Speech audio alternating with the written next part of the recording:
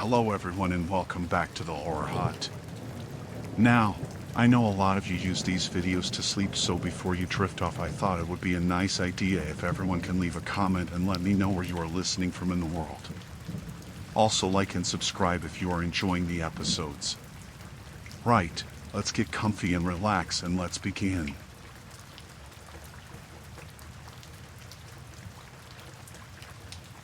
I don't know why I remember everything about that night so clearly. Maybe it's because it was the last time I ever went to a party like that. Or maybe it's because what happened still feels unreal, even though I know it happened.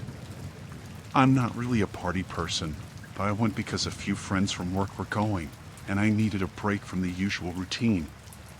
You know how it is, you get tired of the same old thing and want to mix it up.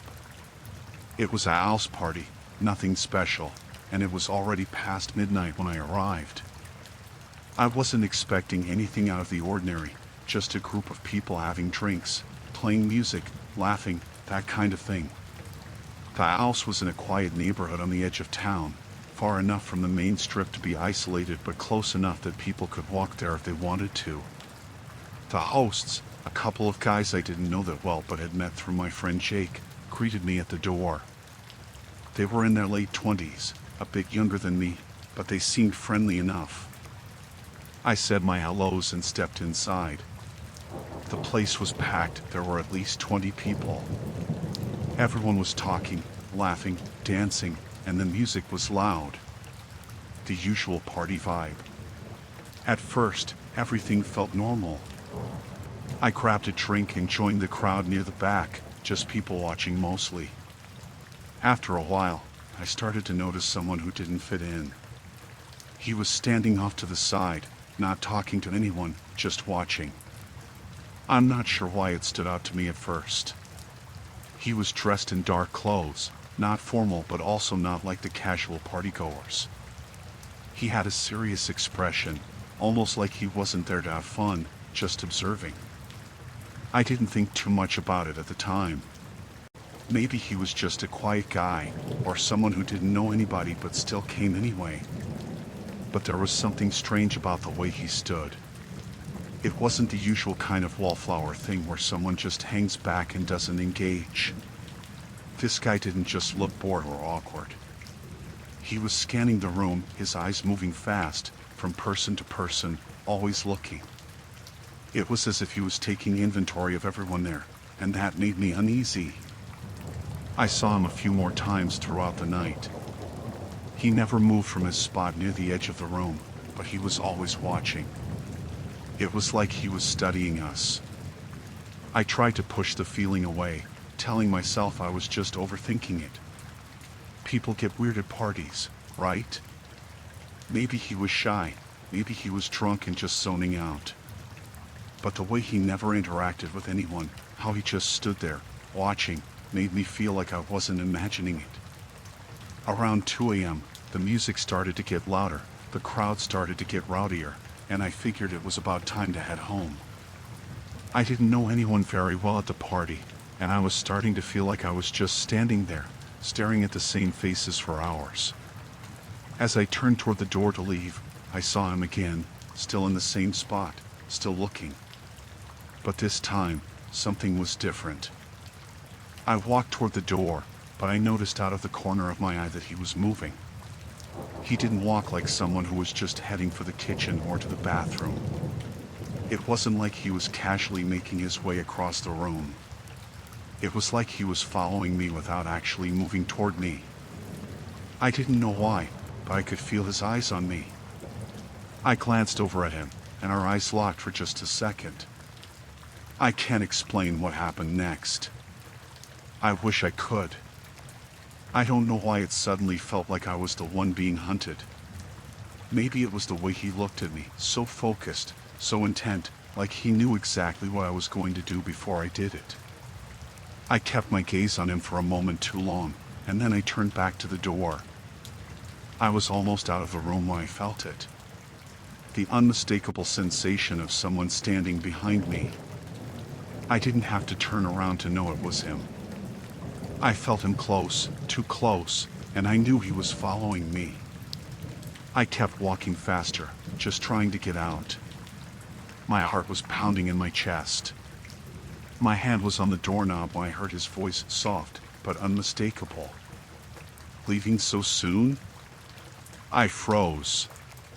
It was him, right behind me. I didn't turn around to answer. I could barely even breathe. I wanted to bolt out of that door, but I was paralyzed. "Why don't you stick around?" he said again, quieter this time, almost like a suggestion. It wasn't threatening, not in a direct way, but it was so wrong that it made me sick to my stomach. I didn't know what to do. I couldn't just turn around and face him. I knew if I did, I wouldn't be able to stop myself from showing just how scared I was. Instead, I twisted the knob and stepped outside.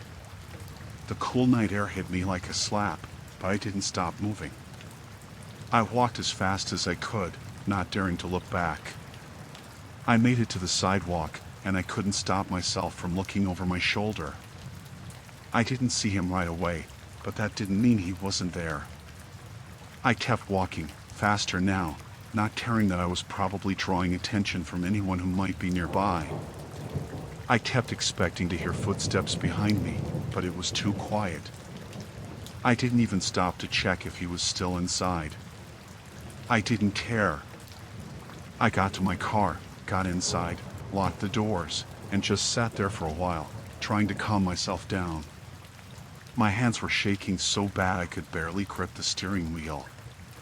It felt like he was still watching me, even though I couldn't see him. I couldn't shake that feeling, not all the way home. I never went back to another party like that.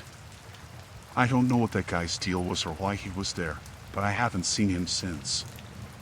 Every time I hear a knock at my door late at night, I freeze. The memory of his voice, his presence, has stayed with me. I don't know what would have happened if I hadn't left when I did, but I know I don't want to find out.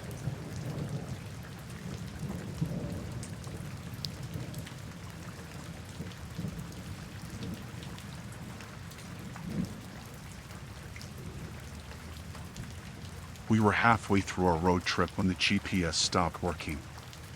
It was the middle of nowhere, nothing but fields and thick trees on either side. The sun was setting, and my wife, Hannah, kept telling me to turn back, but I insisted we could figure it out.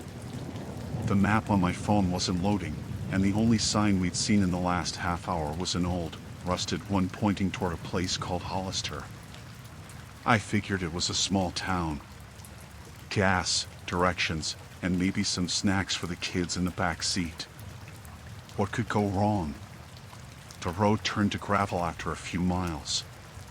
It wasn't a big deal at first, but then the gravel turned to dirt, and the trees got closer. The kids started complaining, and even I started feeling uneasy, but it was too late to turn around. Finally, we saw lights ahead. A cluster of old houses and a single gas station came into view. It wasn't much, but it was something. The gas station looked like it hadn't been updated since the 70s. One pump, peeling paint, and an old man sitting out front in a rocking chair. He stared at us as we pulled in, didn't wave or smile. Just stared. I went inside to ask for directions, leaving Hannah and the kids in the car. The guy behind the counter was younger, maybe in his 30s. He had this hollow look in his eyes, like he hadn't slept in days.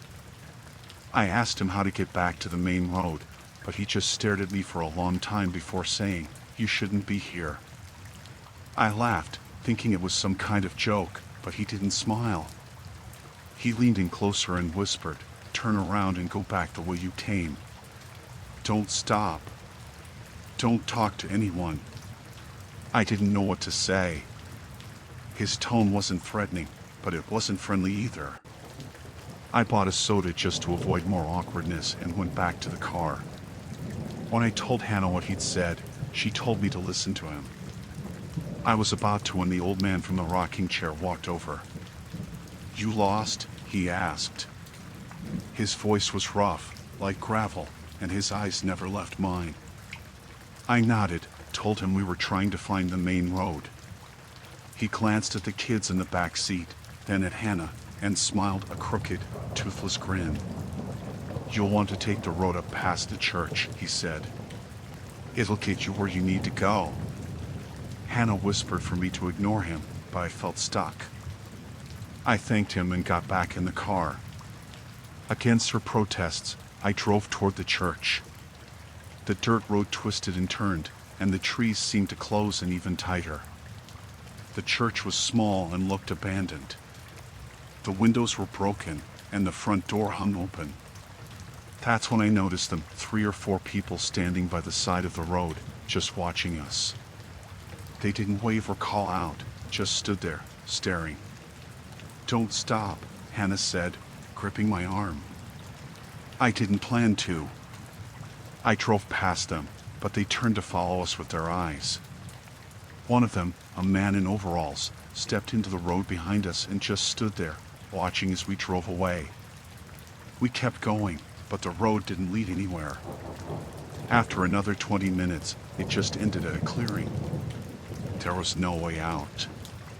Hannah started panicking, telling me we needed to turn around and go back the way we came. The kids were crying, and I was trying to stay calm, but my hands were shaking as I turned the car around. When we got back to the church, the people were gone. The sun had set completely by then, and the only light was from our headlights. That's when we saw it, a truck parked across the road, blocking our path. The same man in overalls stood next to it, holding something in his hand. I slowed down but didn't stop. The man didn't move. As we got closer, I saw what he was holding, a shotgun. Hannah screamed, and I slammed on the brakes. The man walked toward us, slowly, like he had all the time in the world. I threw the car into reverse, but as soon as I did, another truck pulled up behind us. We were trapped. The kids were screaming now, and Hannah was begging me to do something. I didn't know what to do. The man with the shotgun tapped on the hood of our car with the barrel, motioning for me to roll down the window. I cracked it an inch, just enough to hear him. "Get out," he said. His voice was calm, too calm. "Leave the car and get out." I shook my head, tried to explain that we were lost and didn't mean any harm, but he wasn't listening. "Get out," he repeated. Hannah grabbed my arm and whispered, "Hit him." "Go." I didn't think. I just slammed my foot on the gas. The car lurched forward, hitting the man. He rolled onto the hood and fell to the ground. I swerved around the first truck and sped down the road, not caring where it led as long as it was away from there. The truck behind us gave chase. Its headlights filled the car, and I could hear the engine roaring as it got closer. The road was too narrow and winding for me to go fast, but I didn't dare slow down. They rammed us. The car jolted, and the kids screamed. Hannah was yelling at me to keep going, but the road was getting rougher, and I was losing control. Up ahead, I saw a break in the trees. A highway. I pushed the car as hard as I could, swerving onto the pavement just as the truck tried to hit us again. It missed, skidding into a ditch. I didn't stop. I drove until we saw the lights of a diner and pulled into the parking lot. Inside, I called the police. When they arrived, they took our statement but said there wasn't much they could do. The town we'd been in didn't even appear on their maps. We ended the trip early and went home the next day. For weeks, I couldn't sleep, replaying the night over and over in my head. I don't know who those people were or what they wanted, but I do know one thing: we weren't supposed to leave.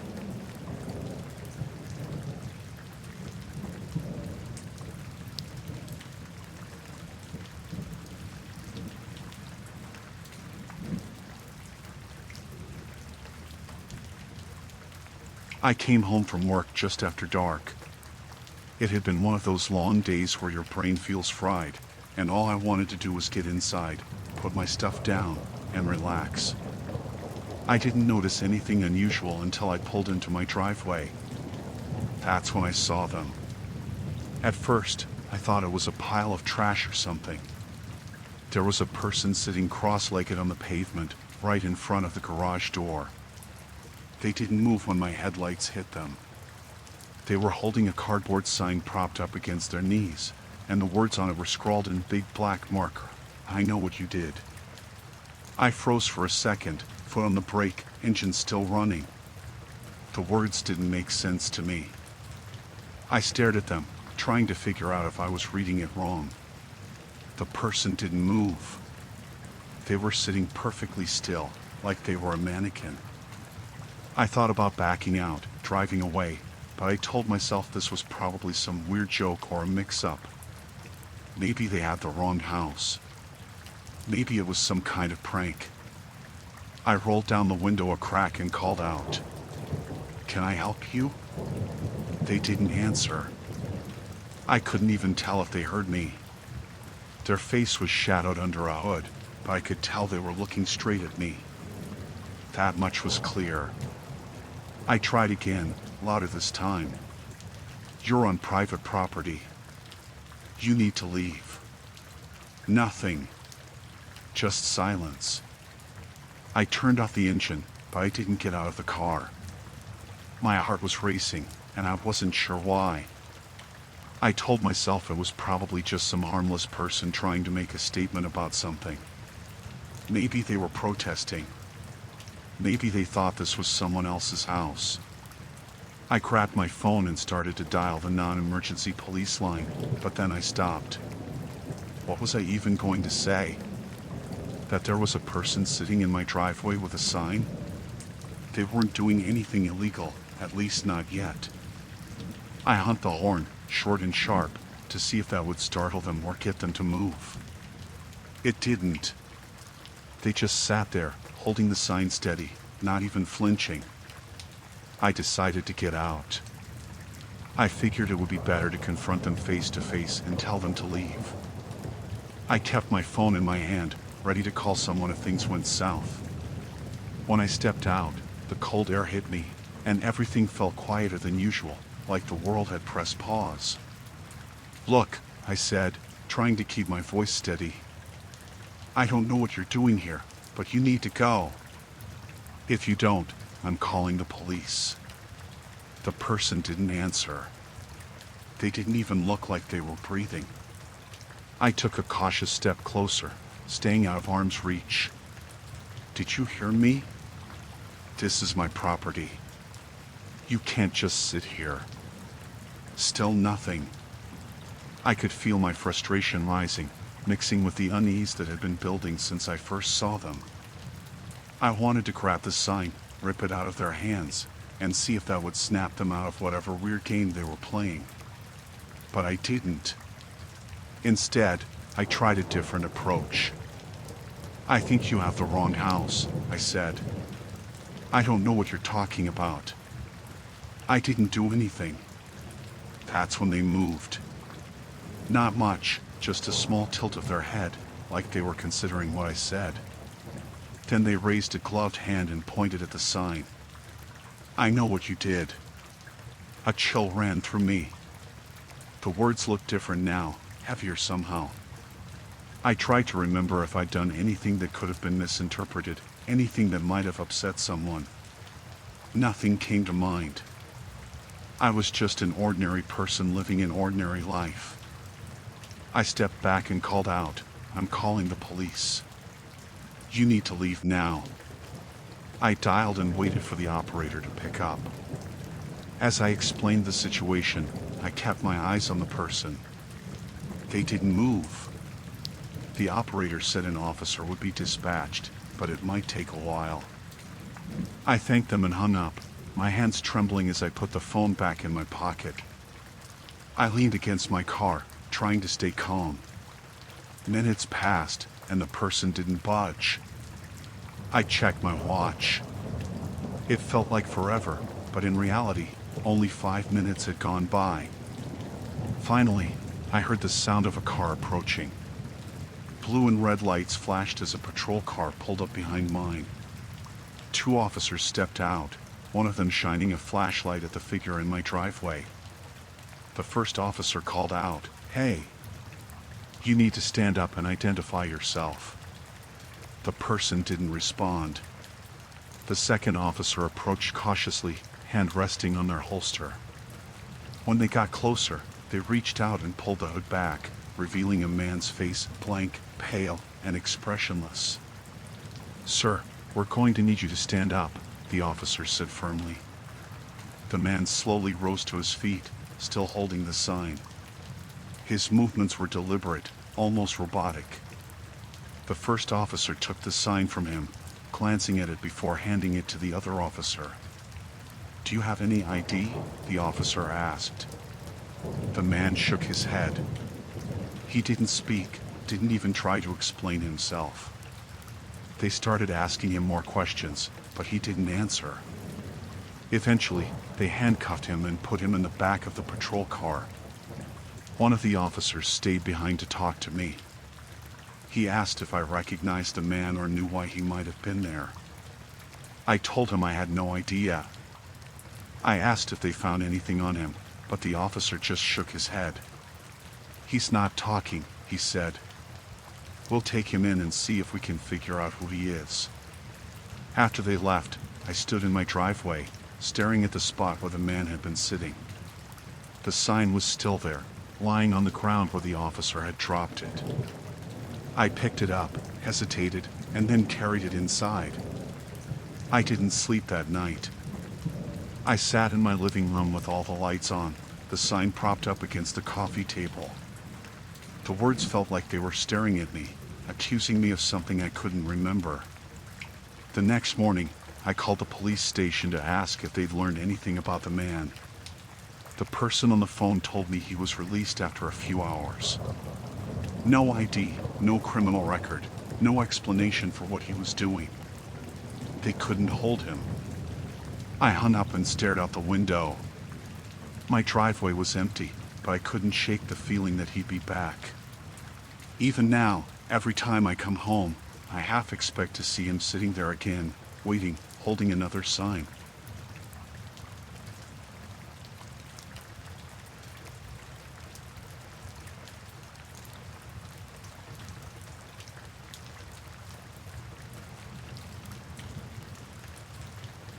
I never thought something like this could happen to me. I've always enjoyed camping, hiking, being out in the woods alone. There's something peaceful about it, just being away from everything, surrounded by nature. But that day, everything went wrong, and I ended up lucky to be alive. It started like any other trip. I was alone, like I usually am, set up in a remote spot near a small lake. There's a trail that runs close to the campsite, but not many people use it. I had planned on spending 2 nights there, enjoying the peace. The weather was great, not too hot, and there was a nice breeze. I had everything I needed: tent, food, water, and some books to pass the time. The first day was perfect. I took a long walk in the morning, then spent the afternoon reading and relaxing by the water. I didn't see anyone. It was just me, the trees, and the quiet. At dusk, I started a small fire and cooked my dinner. Everything was fine. The next morning, I woke up early, made a quick breakfast, and decided to go for a longer hike. There was a ridge I'd been eyeing from the lake the day before, and I figured I'd take a look at it. I packed my day bag, grabbed my water bottle, and headed out. The trail was narrow and winding. I was maybe an hour into the hike when I heard something. At first, it sounded like footsteps, but that didn't make sense. There shouldn't be anyone out here. I stopped, listening closely. The sound stopped too. For a minute, I just stood there, waiting. I figured it was just an animal, maybe a deer or something, moving through the underbrush. But I couldn't shake the feeling that I wasn't alone. I kept walking. The trail curved around a cluster of trees, and that's when I saw him. A man, maybe 100 yards away. He was crouched low, moving quickly, and had a rifle slung over his shoulder. I froze, instinct telling me to stay still. I wasn't expecting anyone out here, and the last thing I wanted was to startle him. I should have turned around right then. I should have left. But for some reason, I didn't. I stepped off the trail to give him some space, but I didn't want to leave either. I wanted to get a closer look, see if he was just passing through or if he was hunting. Maybe it was curiosity, maybe I felt safe with the distance, but whatever it was a mistake. I had moved off the trail a little further, hidden behind a group of tall bushes, just enough that I could still see him. I was crouched low, watching, when he suddenly stopped, raised his rifle, and aimed. My heart jumped into my throat. My first thought was that he saw something. Maybe an animal. I thought maybe he was hunting for something, and I was just in the way. But then everything happened too quickly. The shot rang out. My body jerked in surprise, but the pain came right after. A sharp, searing pain in my side. I gasped, my legs giving out beneath me as I collapsed. I didn't even understand what had just happened. I had no idea what to do. I felt the blood seeping through my clothes, warm and sticky. The man, I don't know how, but he must have realized what he did, came running toward me. I couldn't even process what was happening. He was muttering to himself, words I couldn't make out. Panic in his voice. He stopped in front of me and looked at me, his face pale as he stared at the wound. Shit, shit, shit, he kept repeating. His hands were shaking. I was in shock, trying to breathe through the pain, trying to focus. But everything was spinning, and I felt so dizzy. I couldn't move. Could barely even talk. The man was still kneeling in front of me, his eyes darting around, like he was looking for something. For a second, I thought maybe he was looking for help. Maybe he called 911. But then he stood up abruptly, his expression shifting to fear. I didn't mean to shoot you, he said, his voice high-pitched. He was breathing heavily, his face flushed. Then he took a few steps back, glancing nervously over his shoulder. And that's when he did something I will never forget. He turned and started running. Just laughed. Without saying another word, without trying to help, without even making sure I was still alive. He ran back down the trail, leaving me there. I couldn't believe what I was seeing. I couldn't even fully process what had just happened.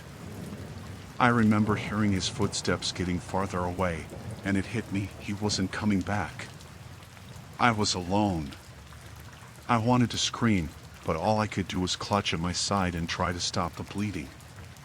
I didn't know how long I'd been lying there, but I knew it was getting worse. The pain wasn't going away, and I could feel the blood soaking through my clothes, my hands slippery from it. I knew I had to move. Somehow, I had to get help. But I was in the middle of nowhere. The trail was empty. There was no one else around. The man had just left me to die. Somehow, I managed to drag myself onto my feet. It was slow, and the pain was unbearable, but I kept moving.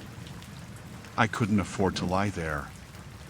I had to find my way back to the campsite, or at least to somewhere, anywhere with people. The trail felt like it went on forever, the trees around me closing in.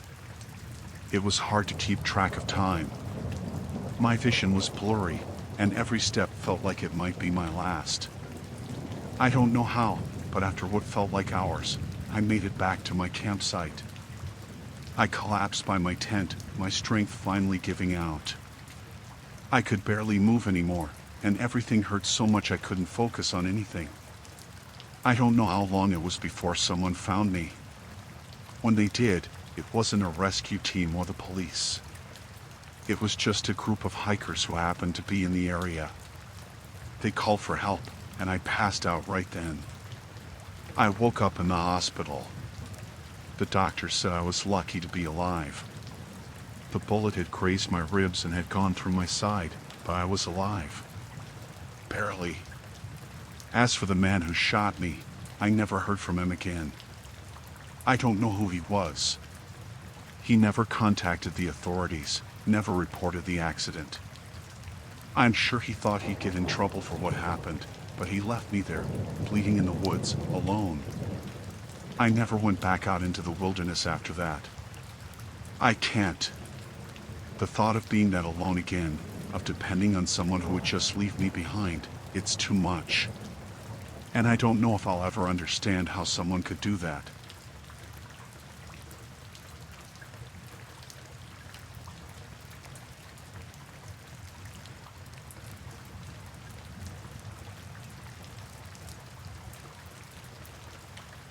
It was one of those nights where the rain just wouldn't let up. I had been driving for hours, alone on a long stretch of road that had practically no streetlights.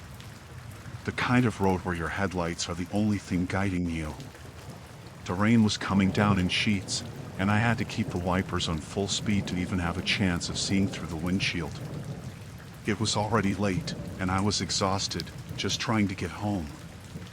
I don't know exactly what made me look up, but something caught my eye, a flash of something dark ahead. My heart dropped when I realized it was a truck, flipped over, blocking the road.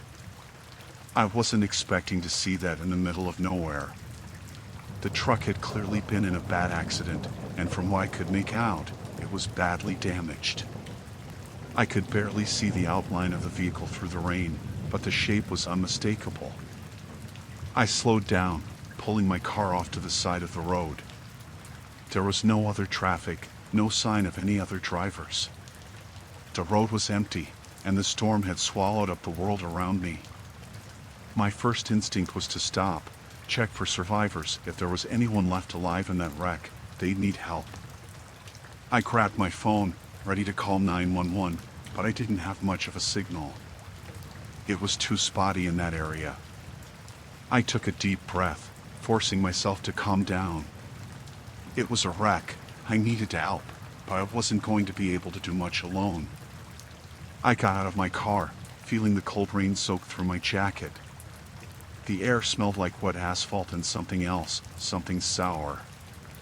I couldn't put my finger on it, but it made my stomach turn. As I got closer to the truck, I saw that it had completely overturned, lying on its side in the mud. The driver's side was the most damaged, crushed up against the ground, while the passenger side was barely visible. The rear of the truck was still intact, though. I couldn't see anyone inside. The truck's engine was still running, the headlights flickering weakly. It was eerily quiet, the only sound the rain and the distant rumble of thunder. I made my way around to the driver's side. I called out, but no one answered.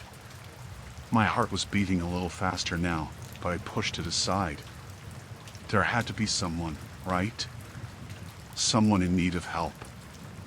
I reached the driver's side and tried the door, but it was jammed shut. I couldn't open it, and the windows were too dark to see through. I tried the other side of the truck, thinking maybe I could get in that way. That's when I noticed something strange, a strange, pungent smell coming from the back of the truck, mixed with the wet earth and rain. It wasn't until I rounded the back of the truck that I saw it clearly, rows of cages stacked inside. I froze. There were people in those cages. At first, I thought they were just unconscious, or maybe in shock from the crash. But as I stepped closer, I realized with sickening clarity that they were alive. Their eyes were wide, some of them were shaking, and they were all locked in place. I couldn't tell if they were bound with ropes or chains, but their arms and legs were clearly restricted. I felt a wave of nausea, and for a moment, I didn't know what to do. I stood there, staring at them, the reality of the situation sinking in. This wasn't just an accident, it was something worse. Much worse. I looked back at the truck's cab, wondering who the driver was, but there was no sign of anyone. No one had come to check on these people. I reached into my pocket for my phone again, trying to get a better signal to call 911, but it was useless. The signal was still terrible. I was standing there, trying to think, when I heard a sound. Footsteps.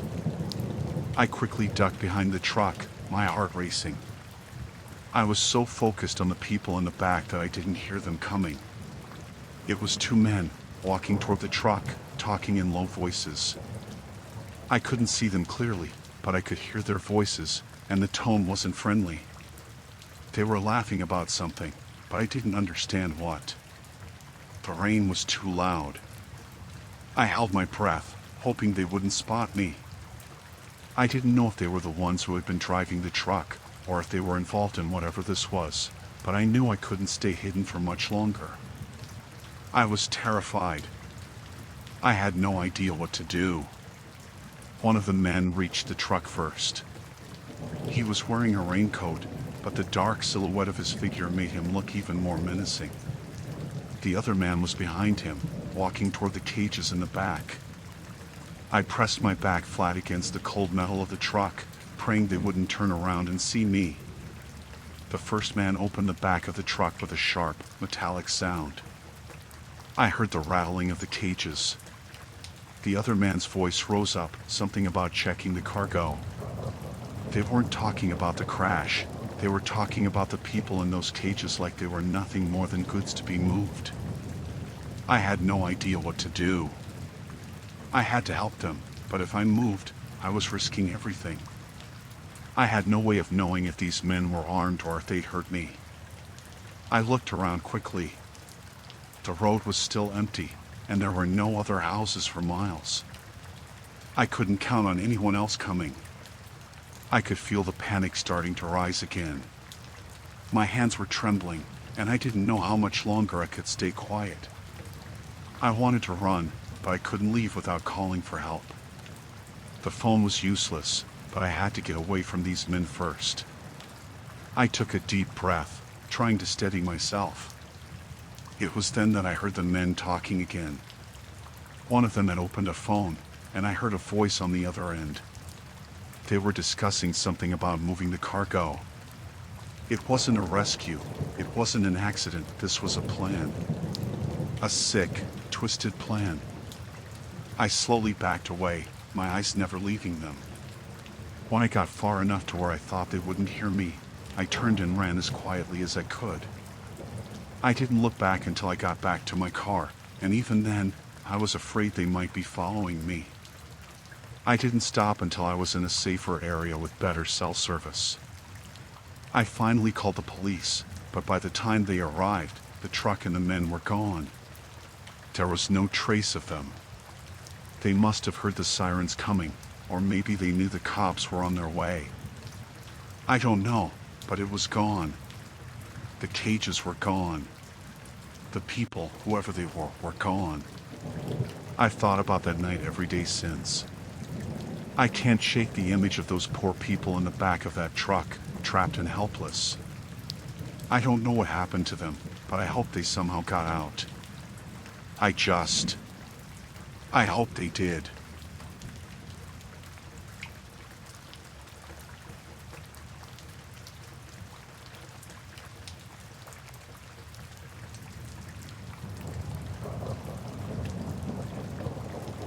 It was supposed to be a simple hike. I had planned the route carefully, packed light, and set out early enough to make it back before dark. The weather forecast had called for scattered clouds and the occasional light drizzle, but nothing that would make the trail dangerous. I should have known better, though. It's always the unexpected things that get you. The rain started coming down around mid-afternoon. At first, it was just a few drops here and there, nothing to worry about. But then the sky opened up. It went from light showers to a downpour in minutes. The kind of rain that drenches you completely, making everything slippery and slick. I figured it was best to find some shelter until it passed, but the trail didn't have much in the way of cover. There were no large trees, and the few small ones couldn't offer enough protection. I kept walking, hoping it would let up, but it didn't. After about 30 minutes of slogging through the wet mud, I spotted something through the trees, a cabin.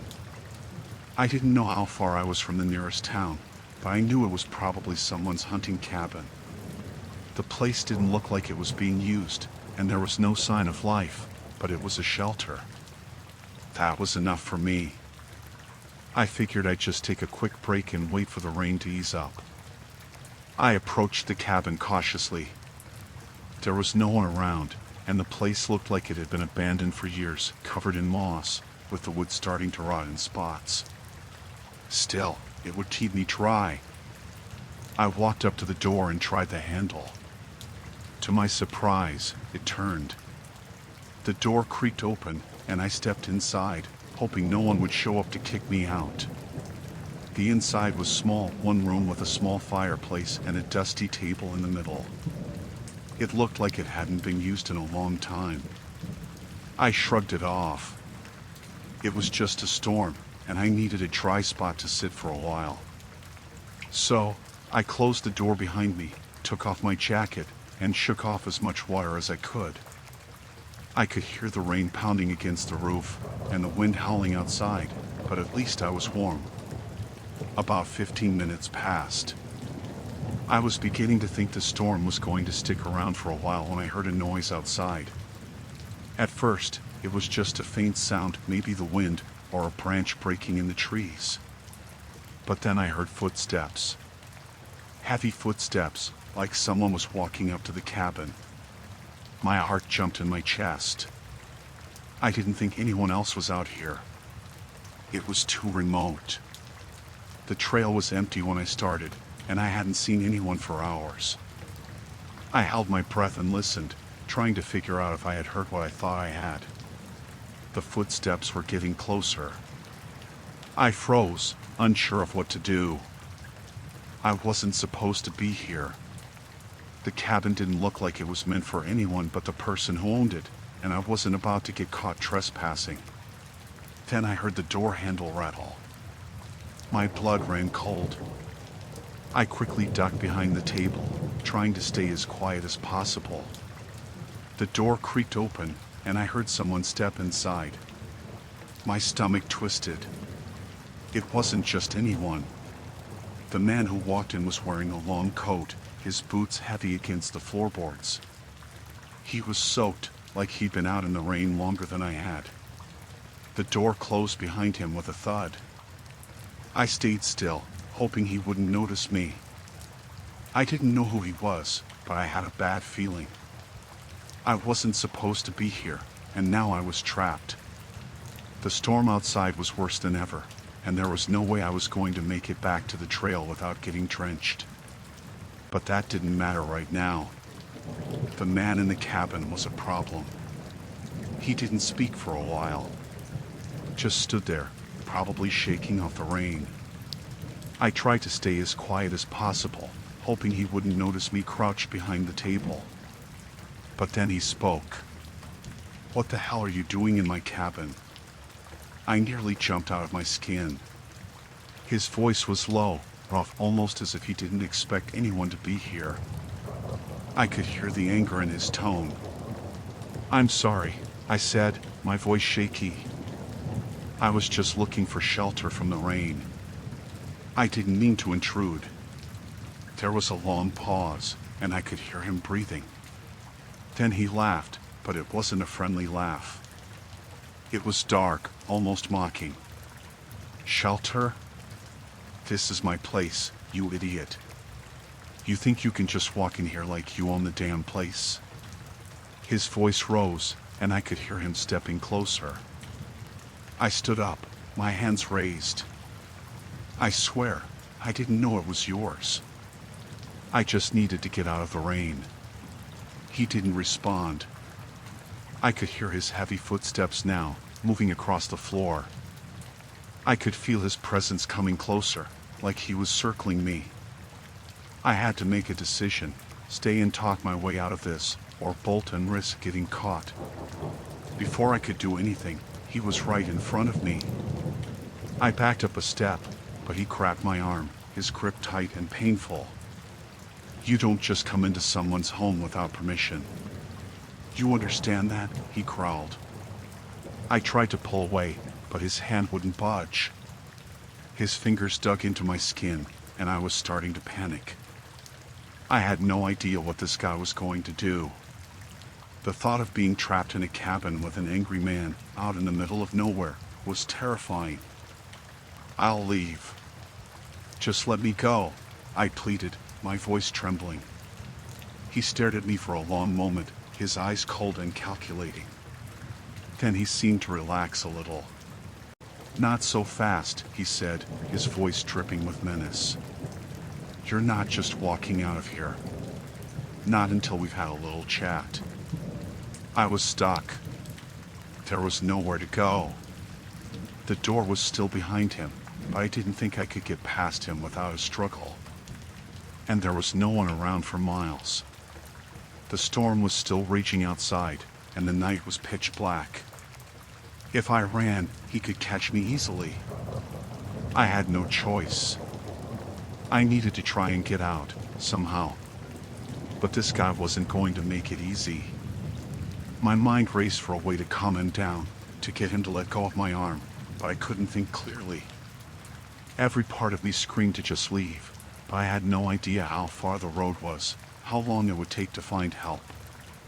And then, just as I thought things couldn't get worse, the door creaked open again. Another figure stepped inside. This one was younger, and they looked just as drenched as the man. Their eyes met mine, and for a split second, I thought I saw a flash of sympathy. Then they quickly looked down at the floor, avoiding any eye contact. Is everything okay? The younger person asked, voice uncertain. The older man's grip on my arm loosened just a little, but he didn't answer right away. I used that moment to slip out of his grasp, backing away slowly. I'm leaving. I don't want any trouble. I'm just looking for shelter. Please. To my relief, the older man didn't stop me this time. His eyes were still cold, but he didn't reach for me again. He just stood there, watching as I backed toward the door. I ran out into the rain without looking back, not waiting for any kind of answer, not caring if he called after me.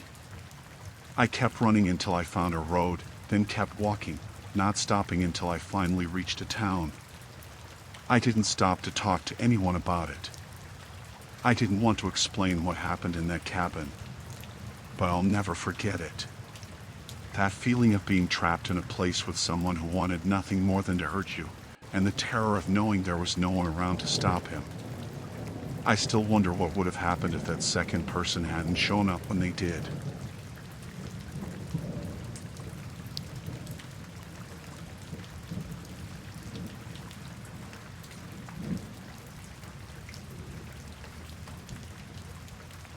I've worked the night shift at St. Margaret's Hospital for almost 2 years, and it's never been anything out of the ordinary. Sure, the night shift can be slow, sometimes even eerie, with fewer staff and fewer patients. But you get used to it. The routine, the silence, the dim lighting, all of it.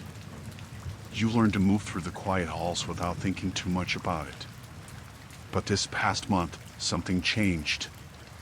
Something that made me start questioning everything. It started with the missing medical records. At first, I thought it was just me being forgetful. I'd file a chart, go back to check on a patient, and then realize I'd left something behind. But over time, it wasn't just 1 or 2 records, it was entire files, crucial ones. The kind you need to monitor a patient's care. Every time I went to grab one, it was gone. I checked the drawers, the filing cabinets, the computer, but nothing. I didn't mention anything at first, thinking maybe someone else had misplaced them, or I had simply put them somewhere without realizing it. But then it started happening with other things. Missing equipment, syringes, medication. It was as though something or someone was taking things. And the weirdest part? Every time I asked my colleagues about it, they seemed just as confused as I was. One night, things took a much darker turn. It was around 3 a.m., a quiet time when most patients were asleep and there weren't many staff around. I had just checked on the last few rooms of my floor when I noticed that Dr. Patterson, the head of our unit, was walking down the hall. Now, Patterson was a bit of a strange one, distant, always a little too formal, and he never worked nights. He'd always been a day doctor, so it was odd to see him at this hour. "Dr. Patterson?" I called out as he passed the nurse's station, just to be polite. He stopped for a second, then turned to me with a blank look. "Oh, it's you, Nurse Williams. How's everything tonight?" His voice sounded fine, but there was something off about it, like he wasn't entirely aware of where he was. "It's going all right. Everything under control?" I asked, trying to make conversation. He nodded slowly, almost too slowly. "Yes. Everything is fine. Everything is always fine here." It was a strange thing to say, considering how late it was and how empty the hallways felt. But I didn't think much of it at the time. The next time I saw him, it was a few hours later. I had just finished my rounds and was sitting at the desk, catching up on some paperwork. I heard the sound of footsteps approaching, soft but deliberate. I looked up, expecting to see one of the night staff coming through. But it was Dr. Patterson again, walking with that same eerie calmness, his eyes scanning the hallway as if looking for something or someone. This time, I couldn't help myself. "Dr. Patterson, is everything okay?" I asked, a little too forcefully. He turned to look at me, and his eyes seemed to flicker for a moment, like he wasn't really seeing me. He gave a small smile, but it didn't reach his eyes. "Everything is fine. You should check on room 205. The patient in there seems restless," he said. His voice was almost mechanical, like he was repeating something he'd been told to say. I gave him a nod, but something in my gut told me something was very wrong. I wasn't sure why, but I felt an overwhelming urge to check the patient in 205. So I did. When I reached the door, I felt a cold chill. The lights in the room were dimmed, and there was no sound coming from inside. The patient, an elderly woman named Mrs. Hawkins, had been admitted for severe complications due to a stroke. She was never very mobile and often slept through the night. But when I opened the door, she wasn't in the bed. I checked the bathroom. Nothing. I checked under the bed, behind the curtains. Still nothing.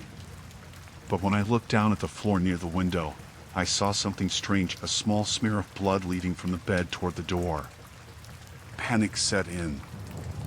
I immediately checked the security footage, but the cameras outside the room had been disabled. I felt my pulse quicken. How could the cameras have been turned off? And why would they even be disabled at all? I went straight to the head nurse's office, but she was nowhere to be found.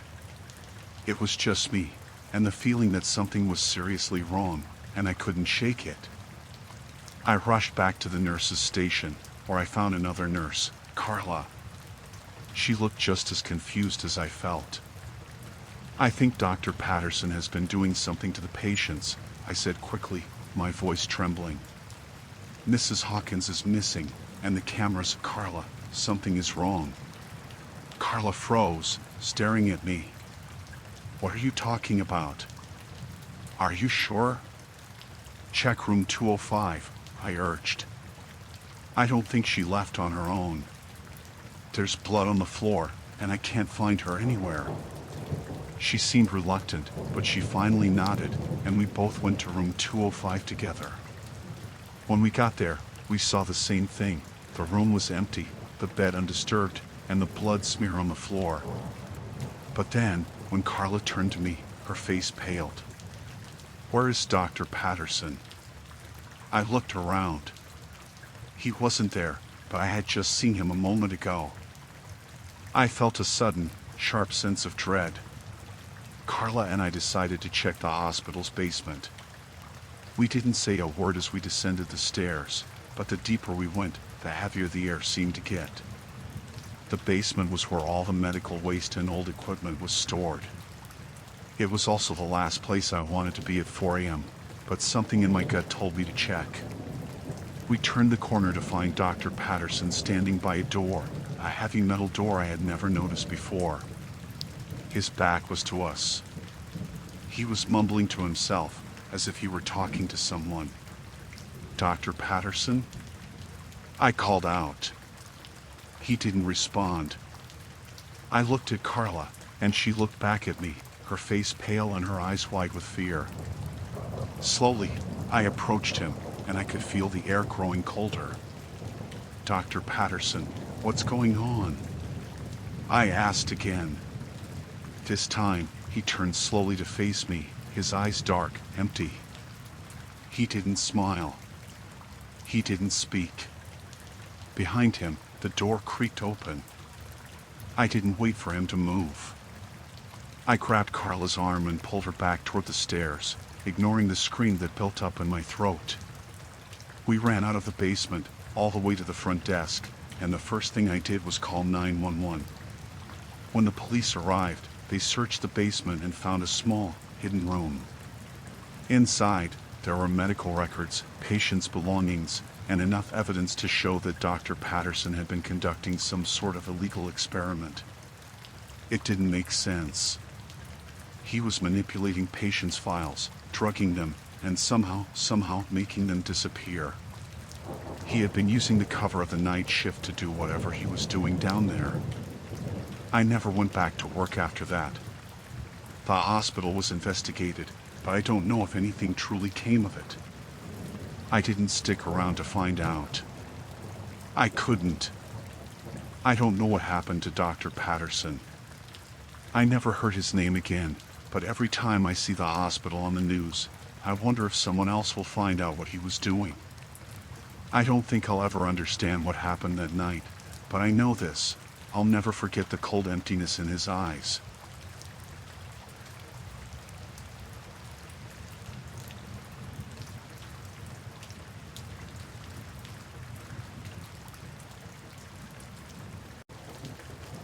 We moved into our new house in early spring. It wasn't the kind of neighborhood you'd expect to find a house like ours in, but the price was right, and the house had everything we needed. The kids were excited, and my wife, Liz, was looking forward to making a fresh start after the chaos of the past year.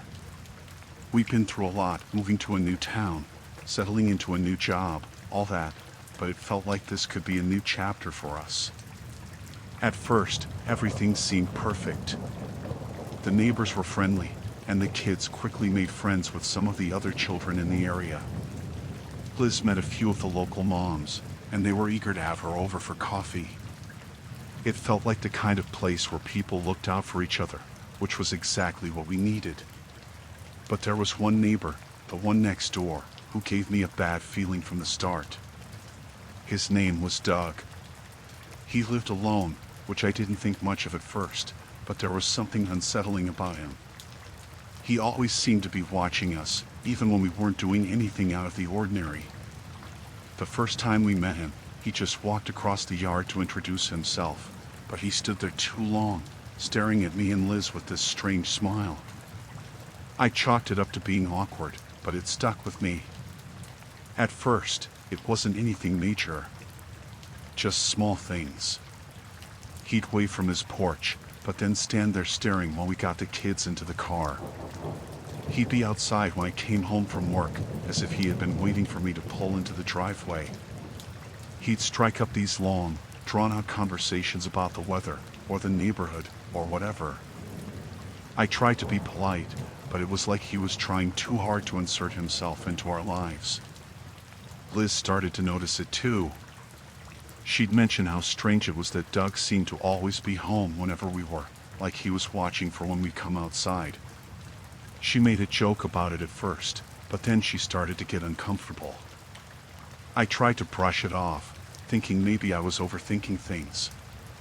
It wasn't until about a month into living there that the weirdness really started. One evening, Liz and I were sitting in the living room, watching a movie. The kids were upstairs, and the house was quiet. Around 9 p.m., I noticed a shadow in the front yard. I wasn't sure what it was at first, but when I looked out the window, I saw Doug standing in his driveway, staring directly at our house. I thought it was odd, but maybe he was just taking a walk or something. I told Liz, and she didn't think much of it either. A couple of nights later, it happened again. This time, I went outside to check the mail, and Doug came over. He didn't even wait for me to come up to him. He just started talking, asking about the house and how we liked it. I gave him short answers, but he kept going on, telling me things about the neighborhood, about the previous owners of the house, about how quiet it was here. But he wasn't looking at me when he spoke. His eyes were darting around, like he was checking for something or someone. I felt uneasy, but I didn't want to be rude, so I just nodded along. Things took a darker turn the following week. Liz and I were getting ready to go out for a date night. We had hired a sitter, and everything was set. But when I went out to start the car, I noticed something strange. Doug's garage door was open, and his car was parked inside, but the lights in his house were off. The windows were completely dark. I didn't think much of it at first, but when I turned around to get into my car, I saw Doug standing in his driveway again, staring at me. I got this chill down my spine. It wasn't just a casual glance. He was looking at me with an intensity one hadn't noticed before. It was like he was watching, waiting. I rushed to the car, locked the doors, and started it up. I didn't say anything to Liz right away, but I felt the tension in the air as I drove out of the driveway. It was like Doug was waiting for something, like he had been anticipating my every move. I brushed it off as paranoia. We went out, but it was hard to shake the feeling that something was wrong. That night when we came home, the house was quiet, but something felt off. Liz mentioned it first. "Did you leave the porch light on?" she asked. I hadn't. I checked, and sure enough, the light was on. I went outside to turn it off and noticed that the gate to our backyard was slightly open, even though we had locked it earlier. I had no idea how it had happened, but that was when I realized something wasn't right. Doug had been at the center of everything. I couldn't prove it, but the sense of being watched was growing stronger each day. Liz noticed things too. Small things, like her gardening tools being moved, or our front door slightly ajar when we were sure we'd locked it. I started checking the windows and doors every night before bed, but it felt like no matter how careful we were, someone was always a step ahead of us. It came to a head a week later. I was home alone one afternoon, working from my office. I got up to make coffee, and as I passed by the window, I saw Doug standing on the edge of his porch, staring at me through the window. I froze, but he didn't move. He just kept watching, as if waiting for me to notice him. I pulled the blinds down quickly and backed away from the window, my heart racing. I grabbed my phone and called Liz, but she didn't pick up. I tried again. Nothing. Then I heard the sound of footsteps on my porch. I didn't have to look to know it was him. I could feel it. My blood ran cold as I heard Doug's voice, muffled through the door. "You're home alone, aren't you?" he asked, his voice soft, almost playful. I grabbed the nearest thing to me, a lamp, and I stood still, listening. The door handle rattled, and I could hear Doug's voice again. "I know you're there. I've been waiting for you." I didn't know what to do. I could feel the panic rising in my chest. My mind raced, but all I could think was to get out of the house. I ran upstairs and grabbed the kids, told them to stay quiet and hide in the closet. I didn't know if Doug had any intention of harming us, but I wasn't going to risk finding out. I called the police, my hands shaking, and within minutes, I heard their sirens. When they arrived, Doug was gone. They searched the property and surrounding areas, but there was no sign of him.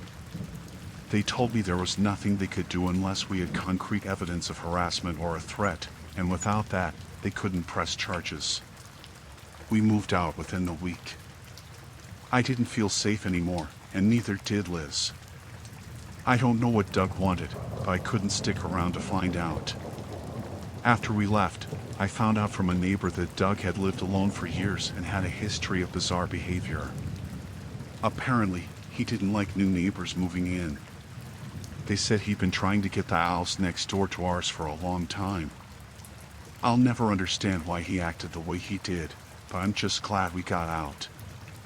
Every time I think back to that house, to Doug, I can't help but feel like we narrowly escaped something much worse.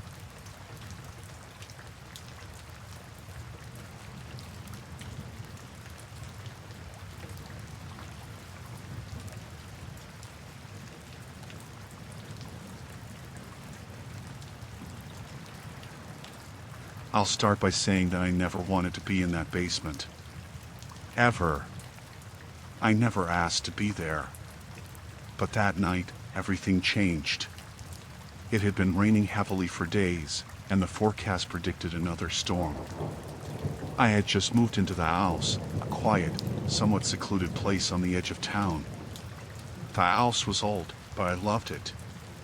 It was the kind of place you could picture yourself growing old in, with a big front porch and an overgrown garden in the back. It had character, sure, but it was perfect for me. At least, that's what I thought. It wasn't long before I noticed the flooding. I started to hear strange sounds from the basement, but I ignored them at first. Old houses make noise, right?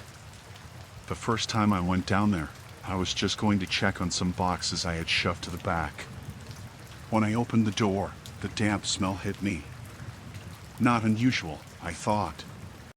It had been rainy, and the basement was always a little musty. The next morning, I went down again to grab a few things, and that's when I saw the water. It was only a couple inches deep, but enough to make me uneasy. The storm wasn't supposed to hit until later, but it seemed like the house had taken on more water than I realized. I went back upstairs to grab towels and a mop, trying to get ahead of it before it became too much. By the time I returned, the water had risen even higher. Panic set in, but I kept calm. I started moving the boxes, books, and some of the furniture that had been left in the basement when I moved in. There were some family heirlooms I didn't want to lose. The water was getting colder, creeping into the edges of the room. It was clear the basement had some drainage issues, but it was too late now to worry about that. I was kneeling, shifting one of the boxes, when I noticed something odd.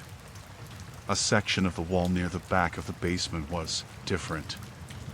The wood looked slightly darker, almost like it had been exposed to water more than the rest of the walls. There was a small gap at the bottom, barely noticeable, but it was enough to make me curious. I stood up and moved toward it, my heart starting to beat a little faster. The water lapped at my boots as I knelt down to inspect it. My fingers brushed the edge of the wall. It was strange, cold to the touch, and slightly damp. I pushed against it with more force than I meant to, and the panel shifted. I froze. Behind the panel, there was a small space. I wasn't sure if it was a mistake or something intentional, but it looked like the wall had been covering a hidden door, one I hadn't noticed when I moved in. My breath caught in my throat, and I suddenly didn't know if I wanted to open it. But I couldn't stop myself. I grabbed the edge of the panel, pulled it out, and revealed the dark opening behind it. The air felt colder, and the basement seemed to get quieter somehow. The rain outside was still coming down hard, but it almost sounded muffled in comparison to the silence in the basement. I found a small wooden door, old and warped. There was no handle, but there were markings on the wood, deep gouges, almost like something had scraped along the surface for a long time. I hesitated, staring at the door. Something about it felt off, but I pushed past the feeling and grabbed the edge, pulling it open. It creaked loudly as it moved, and my stomach dropped. Inside was a small, dimly lit room. The air in there was musty, stale, and so cold it made my skin crawl. I didn't want to go inside, but I couldn't look away. There was something about it that pulled me in, like it was waiting for me. I stepped inside. The room was tiny, barely big enough for a few people to stand in. At first, I didn't notice anything unusual, just some old, rotting furniture and dust everywhere. But then I saw them items scattered around the floor. Old, strange objects that didn't belong there. I didn't know what to make of it at first. Some of it looked like trash old papers, broken glass, but there were others, things that I couldn't explain. There was a chair in the corner, stained with something that wasn't just dirt. My heart raced as I looked closer at the items. On the floor next to the chair, there was a small, old-fashioned mirror. It was cracked, but there was something about it that made me feel uneasy, like it was watching me. My mind was starting to race, trying to make sense of everything. I stepped back, my body trembling. Something told me to leave, but my feet wouldn't move. In the middle of the room, there was a small, worn wooden box. I approached it slowly, not sure if I really wanted to open it, but I did. Inside, there were more things, more disturbing items, a handful of dried flowers, a faded photograph of a woman I didn't recognize, and something wrapped in an old, dirty cloth. I unwrapped the cloth, and that's when I found it. A small, rusted key. It was so old that it looked like it shouldn't even exist anymore. My hands shook as I held it. But the more I stared at it, the more I realized that this was no random collection of forgotten belongings. It was deliberate. Someone had placed everything here, and it was meant for someone, maybe me, to find. I stood there, still holding the key, the dark room pressing in around me. My instinct screamed at me to leave, but I couldn't stop staring at the key. And then, just as I was about to step back, I heard it. A noise. From upstairs. A door creaked, followed by footsteps, slow, deliberate footsteps. Someone was in the house. Someone who shouldn't have been. I couldn't breathe. I dropped the key, my heart pounding in my chest as I turned and bolted toward the door. But as I reached it, I glanced over my shoulder. I couldn't stop myself. The chair in the corner was different. Someone had moved it. It wasn't where I had left it. I didn't wait. I ran back upstairs, my pulse thundering in my ears. I didn't even bother to check the water in the basement. The flooding, the room, the key, it all seemed too real, too horrifying to comprehend. I got out of the house that night. I called a friend to pick me up and never went back. The place was left behind, and I couldn't bring myself to touch it. I still wonder who lived there before me, and what they were hiding. And, more than anything, I wonder if they're still watching from that dark room.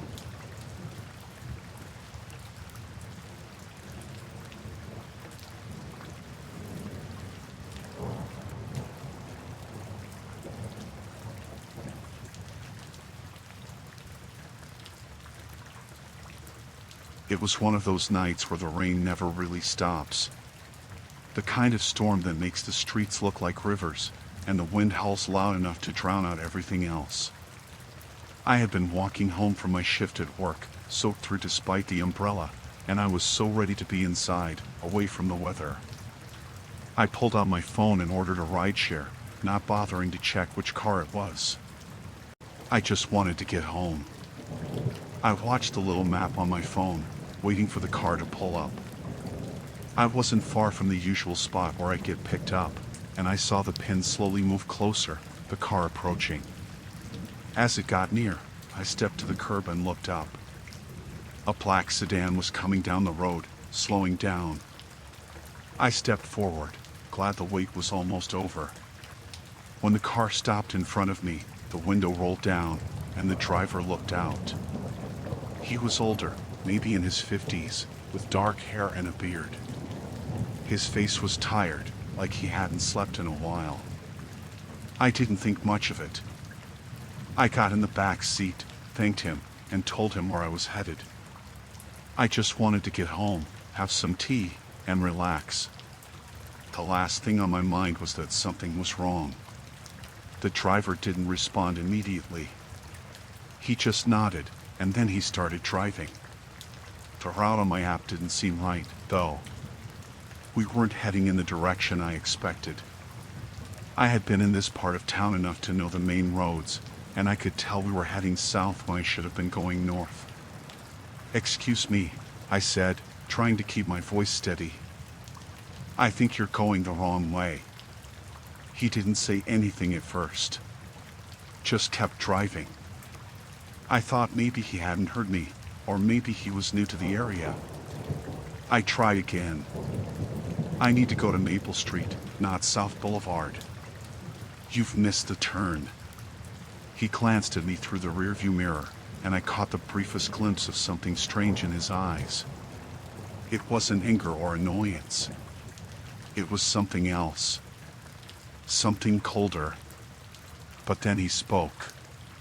"It's a shortcut," he said, his voice flat, like he was explaining something simple. "Don't worry. You'll get there."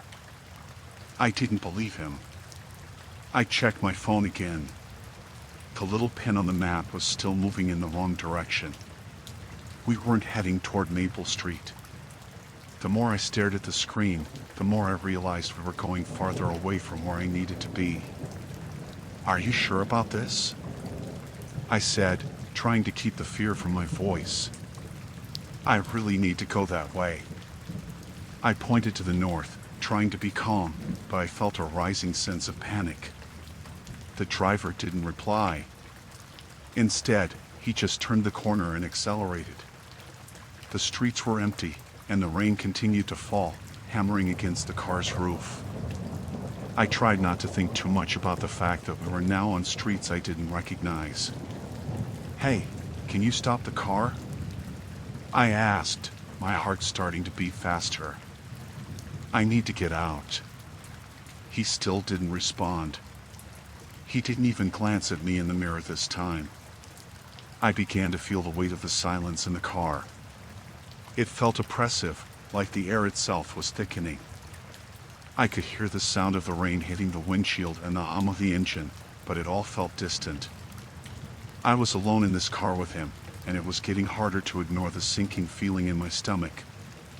I wasn't sure what was happening. This wasn't just a mistake anymore. This felt deliberate. I needed to get out. I needed to get home. "Stop the car," I demanded, louder this time, my voice trembling. "I'm not going any farther with you. Stop the car, now." Finally, he glanced at me in the mirror. He didn't smile. He didn't look worried. He just looked tired. As if he had been waiting for me to say something for a long time. "You're going to be fine," he said, his voice low and calm, like he was trying to reassure me. But I could hear something in it that made my skin crawl. It wasn't reassuring. It was cold. And it didn't sound like he was trying to comfort me. It sounded like a command. "I'm serious," I said, my voice shaking. "Pull over. Let me out." But he didn't. The car kept moving. The streets around us were getting more desolate. The houses were spaced farther apart, and I couldn't even see streetlights now, just the dim glow of his headlights cutting through the rain-soaked night. My mind was racing. I reached for my phone again, hand shaking, and I tried to send a message to a friend. My hands were so wet that I could barely type, but I managed to send the message. "Something's wrong. The driver is going the wrong way. Please call the cops if I don't respond." It felt like forever before I saw him glance in the mirror again. This time, his eyes lingered longer, and I knew without a doubt that something was wrong. He wasn't taking me to my destination. He was taking me somewhere else. Where are we going? I asked, trying to stay calm, but my voice betrayed me, breaking as I spoke. Relax, he said again, his voice like a slow drawl.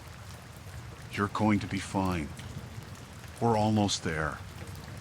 I had no idea where there was, but I wasn't about to find out. I shoved my phone back into my pocket and tried the door. It was locked. I tried to press the button to open the door from the inside, but it didn't work. He had locked it. My heart pounded in my chest as I looked around the car, desperate for something, anything to help. I had to get out. I reached for the handle again, this time pulling with everything I had.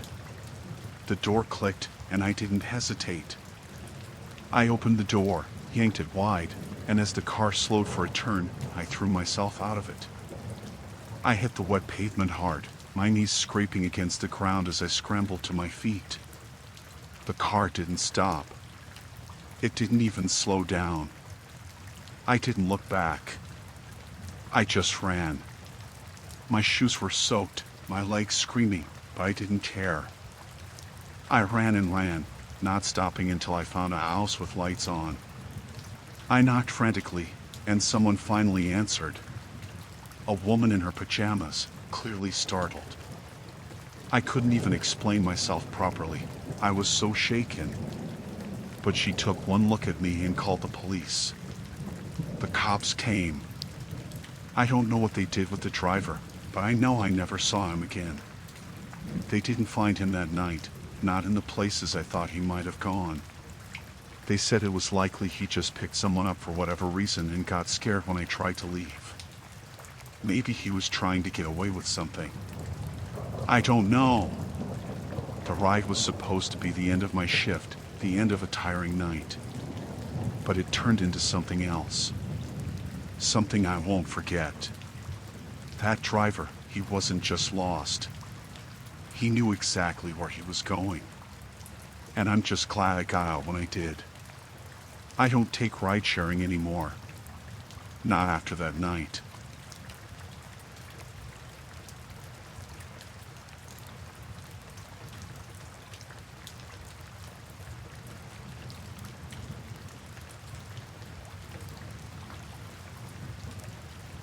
I've been trying to put this into words for months now, but every time I start, I can't seem to get it right. I still don't know exactly what happened, but I know what I saw and what I felt. It's not something I'll ever forget. It started like any other camping trip. A couple of friends and I went to a spot we've been to before. A quiet, remote place in the woods, far enough from civilization to feel like we were in the middle of nowhere, but not too far that we'd have trouble getting out if we needed to. The weather was perfect. The campfire was warm. We spent the first day setting up, hiking around a bit, and just relaxing. It felt like a much-needed break from everything. The next morning, we decided to gather firewood. We hadn't prepared enough the night before, and we didn't want to run out by the time the sun set. So, I volunteered to go out alone. I figured it would be a good chance to stretch my legs and get some alone time. We weren't that far from camp, and I had a good idea of the area. It was just a short walk through the trees, grab a few fallen branches, and head back. I left the camp and started walking through the woods. Everything was quiet, the kind of quiet that only nature can have. There was a slight breeze rustling the leaves, and I could hear the distant sounds of birds, but nothing that felt out of place. I wasn't thinking about much, just enjoying the peace and the routine of it. I'd done this countless times before on camping trips, so there was no reason to be concerned. I walked for about 15 minutes, deeper than I usually did, but I had seen plenty of fallen branches along the way, and I figured it'd be easy to pick up a good amount. After gathering a few, I started turning back. That's when I heard it. A snap. A branch breaking in the distance. It wasn't loud, but it was clear enough to make me stop in my tracks. I looked around, trying to see where it had come from, but the woods were thick, and the trees were close together. It was hard to tell if it was just an animal or something else. I didn't think much of it at first. I figured it was probably an animal, maybe a deer or something. But then I heard it again, closer this time. The hair on the back of my neck stood up, and I couldn't help but feel uneasy. I turned and started walking back, but now I was moving faster, my eyes scanning the trees. My breath started to pick up, but I tried to shake the feeling that something wasn't right. I kept walking, looking over my shoulder now and then, but I didn't see anyone. I told myself it was just nerves, that I was being paranoid. Then I heard footsteps. Not the quiet shuffle of an animal, but the unmistakable sound of someone walking through the woods, heavy, deliberate steps. They were getting closer. I froze. My heart started pounding in my chest. My mind raced. Who the hell was out here? There shouldn't have been anyone else. This area was remote. The chances of meeting another person were slim. I wasn't thinking clearly. I just knew I needed to get back to camp. I turned and started running, not looking back, just focusing on the path ahead. I could hear the footsteps behind me, now quickening, almost as if they were chasing me. I felt my breath catching in my throat as I pushed myself harder, running faster than I ever had through the uneven terrain. My mind was racing, and I could feel the panic building. Suddenly, I stumbled. My foot caught on something, and I fell hard to the ground, my hands scraping against the rough earth. I could hear the footsteps getting closer, too close. My breath was coming in short, frantic gasps as I scrambled to my feet, and that's when I heard a voice. Low, almost a growl. Don't run. The voice was closer now, just a few feet behind me. I didn't wait to see who it was. I just took off again, my legs burning as I pushed through the pain, not daring to look back. The woods felt like they were closing in on me, branches reaching out like hands, trying to stop me. I could hear the footsteps still, right behind me, and then I felt it, a hand grabbing my shoulder. It yanked me backward, and I went down hard again, hitting the ground with a sickening thud. I barely had time to react before I felt the person on top of me, their weight pinning me down. I fought. I kicked, I scratched, anything to get free, but the person's grip was strong. They were trying to hold me, their hand closing around my throat, and I could feel the pressure tightening. I gasped for air, my vision starting to blur, and I thought for a second that I wasn't going to make it out of there. But then something changed. The person shifted, just for a second, and I was able to break free. I don't know how, but I managed to roll out from under them and scramble to my feet. My head was spinning, my body weak from the panic and the adrenaline, but I didn't stop. I ran again, hearing the footsteps behind me, but this time I didn't let up. I couldn't. I finally broke through the tree line, and I saw the camp in the distance. I could barely hear the footsteps anymore, but I didn't care. I kept running, pushing myself harder, until I reached the camp. I collapsed into the dirt, gasping for air, my heart hammering in my chest. I looked behind me, but there was no one following. I don't know how I got away, but somehow I had. I told my friends what happened as best as I could, but they didn't fully understand the fear that was still gripping me. They thought maybe I had just gotten spooked or lost my footing, but I knew what had happened. Whoever it was, they didn't want to be seen. I don't know if they were trying to rob me, hurt me, or something else, but I know I'll never forget the feeling of being hunted through those woods. We packed up and left that evening, and I never went back to that spot again. It wasn't just the fear of what had happened, there was something else. Something in the woods that day that I can't quite put into words, but I'll never forget. To this day, I don't know who or what I ran from, but I'm sure of one thing, I wasn't alone out there. Not for a second.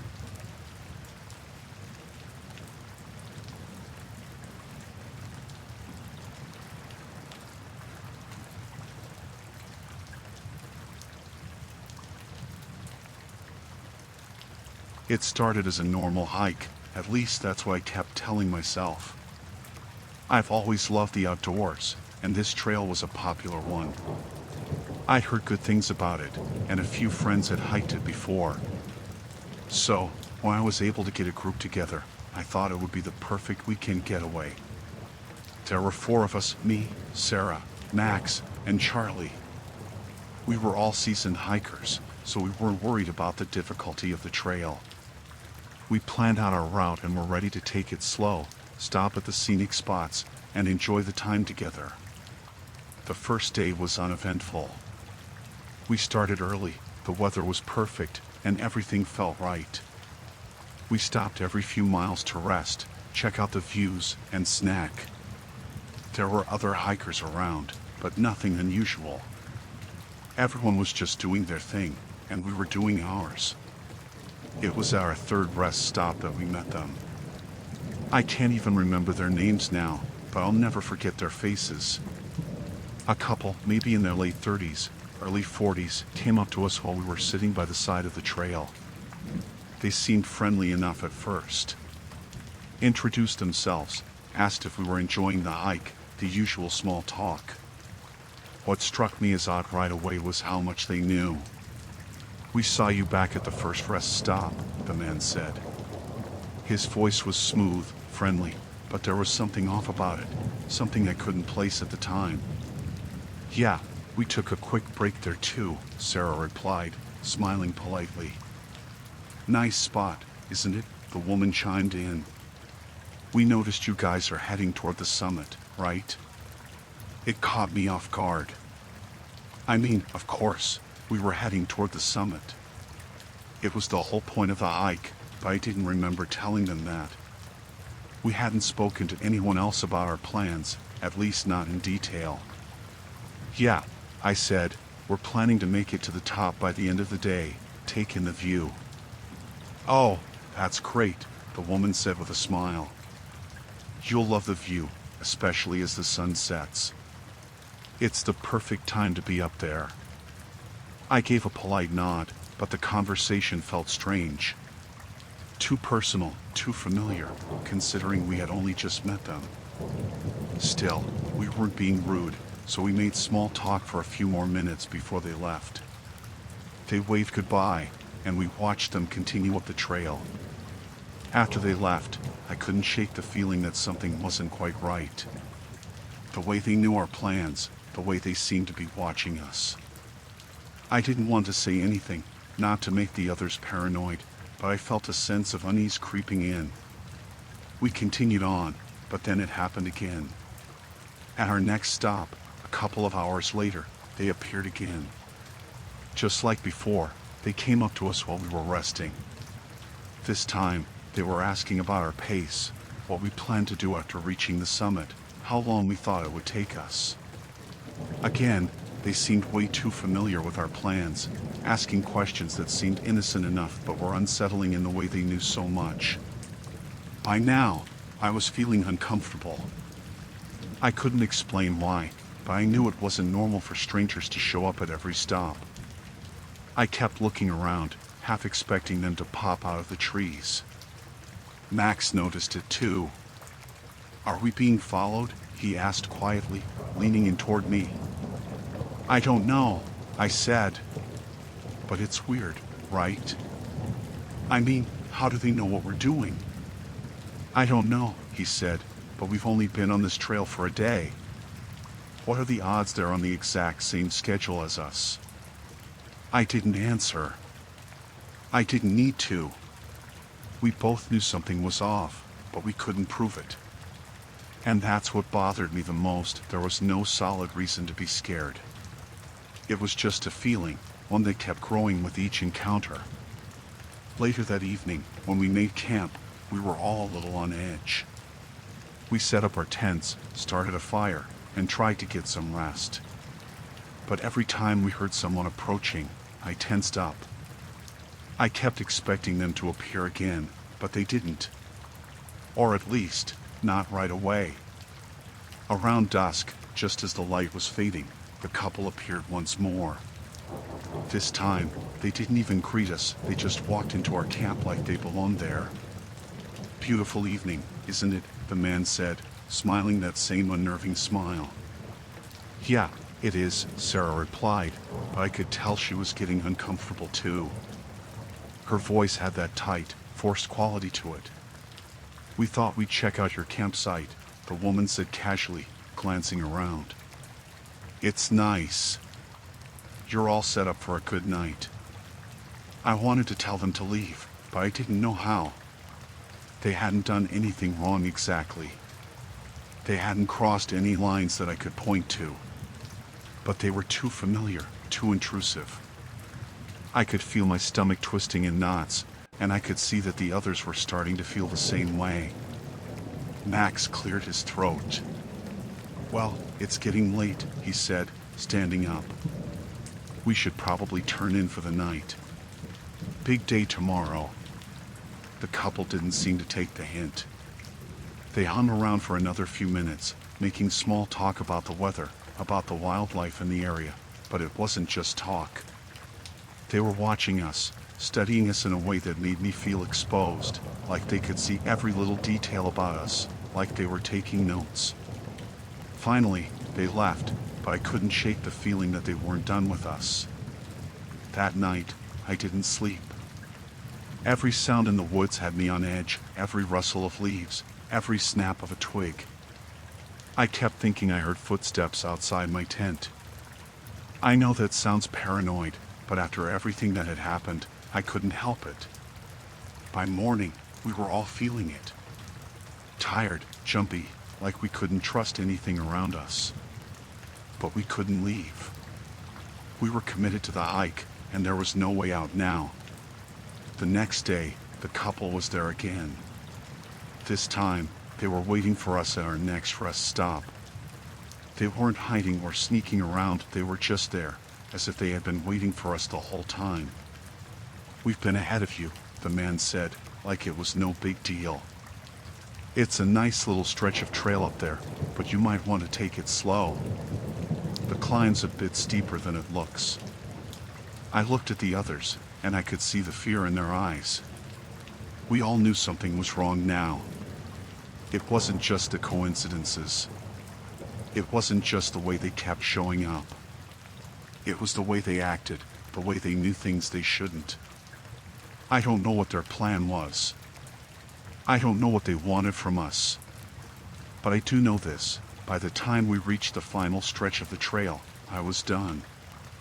I told the others we were leaving, that we were cutting the hike short, and I didn't care if we didn't finish. I didn't care if we missed the summit.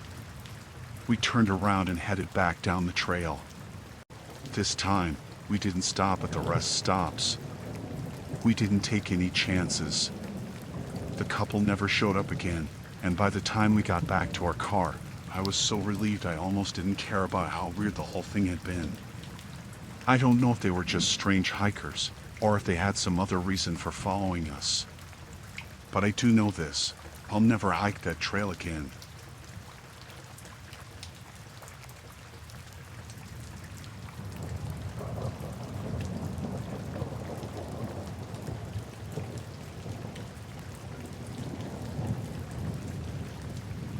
It was late. The kind of late when the world feels empty, like everyone else has already gone home for the night, leaving you to deal with things on your own. The rain was coming down in torrents, so thick it felt like the sky was going to swallow the whole road.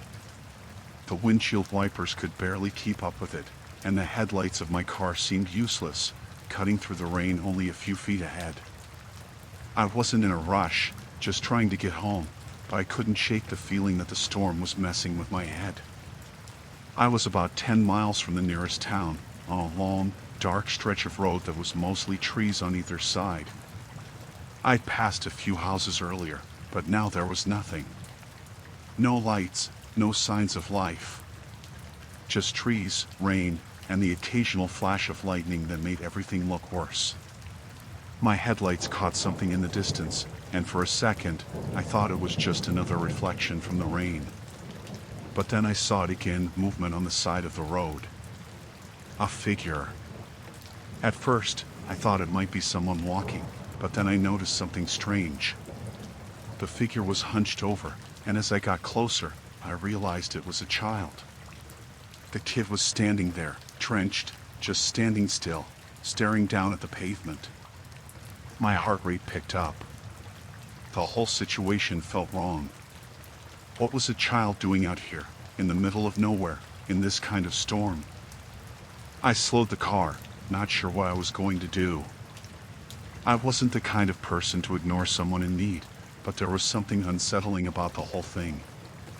I pulled over to the side of the road, the tires skidding a little as I parked. The rain was so loud that I could barely hear anything else. I cracked the window, trying to make out any details.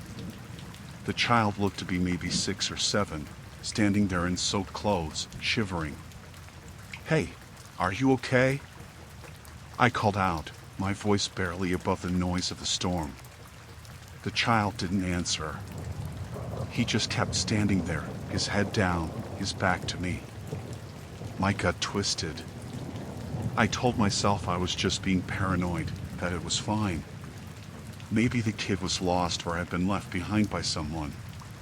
But why was he out here alone in this mess? I opened the door and stepped out into the rain, pulling my jacket tighter around me as I approached the child. "Hey, buddy, are you lost? Where are your parents?" The kid didn't move. He just kept standing there. I took another step forward, my shoes squishing in the wet gravel, my hands outstretched. "Hey, are you okay?" That's when I saw it. The kid's hands were covered in something dirt, maybe? It didn't seem right. I felt the hairs on the back of my neck stand up. Something about the whole scene felt wrong, like this wasn't just some lost kid. I reached out to touch his shoulder, gently, just to make sure he wasn't hurt, when suddenly he turned, snapping his head up with a sharp, fast movement. His eyes were wide, unblinking, and his face was covered in mud, streaked with rain, and he was crying, but there was something in the way he looked at me, like it was rehearsed. A part of me froze, unsure whether I should pull back or keep going. "Are you okay?" I asked again, my voice shaking a little. He didn't answer. He just stood there, looking at me, his eyes still wide. And that's when I heard it. Footsteps. Heavy footsteps coming from behind me. They were too close, too fast. I spun around, my heart leaping into my throat, but there was no one there. The road was empty. Just rain, trees, and the sound of the storm. But the feeling of being watched, it was there. It was like someone was standing right behind me, breathing down my neck. The kid finally spoke, his voice shaky and soft, like he had to force the words out. "Help me," he whispered. I took a step back, my instinct screaming at me. "Where are your parents?" I asked, my voice tight, my mind racing. I was trying to make sense of this, trying to figure out if I was just being paranoid, but everything about the situation felt wrong. I could feel the presence of someone, hidden in the shadows, waiting. I was sure of it. And then I saw him. A man stepped out from behind a tree, just a few yards away, his face half hidden in the shadows. He was tall, wearing a rain-soaked coat, and his eyes were fixed on me with an unsettling intensity. He didn't say anything, just watched me. The way he stood there, not moving, it felt like he had been there the whole time. "Who are you?" I asked, my voice cracking as I took another step back. I was looking between the kid and the man, trying to make sense of it, but my thoughts were jumbled. Every instinct in my body was telling me to get out of there. I could feel my heart racing, my hands trembling. "Help him," the man said, his voice too calm, too even, as he took a step forward. I looked down at the kid, still standing there, his head slightly tilted, still crying, his hands shaking. But something about his face, it wasn't right. He wasn't acting like a scared child. He was playing a part. And the man, he wasn't acting like a parent or someone worried about a child. He was too calm, too composed. I turned toward the car, my mind screaming at me to leave, but my body didn't want to listen. "Stay away from me," I shouted, finally finding my voice, but the words barely made it out. My breath was shallow, my head spinning. I was already backing away, taking slow, careful steps toward the car. I didn't dare take my eyes off the man, not for a second. He was still watching me, not saying anything, just standing there. I reached the door, fumbling for the handle, my heart pounding in my chest. I didn't look back, but I could feel them. Both of them. I could feel the weight of their eyes on me. I got the door open, climbed inside, and slammed it shut. My hands were shaking as I turned the key in the ignition, and I hit the gas, my tires screeching on the wet road. I didn't stop until I reached the next town, and even then, I don't think I really felt safe. The feeling of being watched stayed with me, like something was lurking just out of sight. I never saw the kid or the man again. But I can't shake the feeling that they were waiting for someone else, that they had done this before, and that I was just lucky enough to escape. It doesn't matter how many times I try to reason with myself. I know what I saw. I know what happened. And I'll never forget the look in the kid's eyes. It wasn't fear. It was something else. Something worse.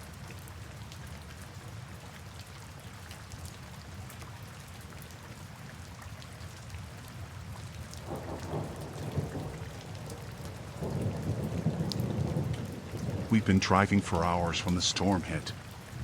The kind of rain that makes it hard to see anything beyond a few feet in front of you, and the wind that howled like it was angry at the world. My partner, Sarah, was behind the wheel, her knuckles white as she gripped the steering wheel tightly, trying to keep the car steady on the slick, winding road. I could tell she was getting frustrated with the rain, but I didn't say anything. I didn't want to make it worse. It wasn't like we were in a rush or anything. We'd been taking the scenic route, trying to avoid the crowded highways, but now it felt like we were completely alone out here. The road was narrow, surrounded by thick woods on both sides, and there was nothing around for miles, no signs of life, no houses, no other cars. The occasional flash of lightning lit up the sky, but even that felt like it was miles away, swallowed by the storm. The rain was pouring down so hard that the wipers couldn't keep up, and the road was barely visible. I kept glancing at the side of the road, just trying to make out anything. That's when I saw it. At first, I thought it was just a pile of debris, but as we got closer, I realized it was a makeshift roadblock. A bunch of thick branches and logs were piled up across the road, blocking our way completely. The sight of it sent a chill down my spine, and I felt my stomach twist. "Sarah, stop the car," I said, my voice tight. "There's something in the road." She didn't need me to tell her twice. She slammed the brakes, and we came to a screeching halt. The rain was still coming down in sheets, and all I could hear was the pounding of it on the roof of the car. "Are you sure it's just debris?" Sarah asked, her voice trembling slightly. "Doesn't look like it." "Someone put it there on purpose," I said, my heart racing a little faster. "We should check it out." She didn't say anything. I could tell she was already getting anxious, but she pulled the car to the side of the road and turned off the engine. We both sat there for a second, staring out into the storm. "Stay in the car," Sarah said finally. "I'll go see if I can move it." I opened my mouth to protest, but she was already getting out, her door slamming shut behind her. I sat there for a moment, watching her, hoping she'd be okay. The rain made it hard to see much more than a few feet ahead, and the storm was only getting worse. The wind was howling, and it felt like the whole world was coming apart. I was already regretting suggesting we stop. I looked out the window and watched Sarah walk toward the roadblock. She had her coat pulled tightly around her, her head down to shield herself from the rain, and I could barely see her through the sheets of water coming down. I noticed her pause when she reached the logs, bending down to try to move one of the branches out of the way. But something didn't sit right with me. It was too quiet. No other cars had passed, and there was no one else around. I opened the door, just slightly, to get a better look. And that's when I heard it. A soft rustling sound. A few quick, muffled footsteps in the wet grass behind me. I froze. The hairs on the back of my neck stood up, and my pulse quickened. It was so quiet for a moment that I thought maybe it was just my imagination, but then I heard the sound again, closer this time. I turned my head slowly, my eyes scanning the area, but there was no one there.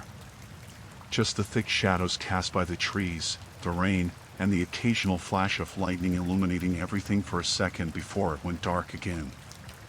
I should have stayed in the car, but something made me get out. I stepped into the rain, pulling my jacket tighter around me. I was about to call out to Sarah when I saw her standing there, motionless, staring into the trees. Her back was to me, and she didn't seem to notice that I'd gotten out. I felt a sharp tug of fear in my chest. Something was wrong. "Sarah?"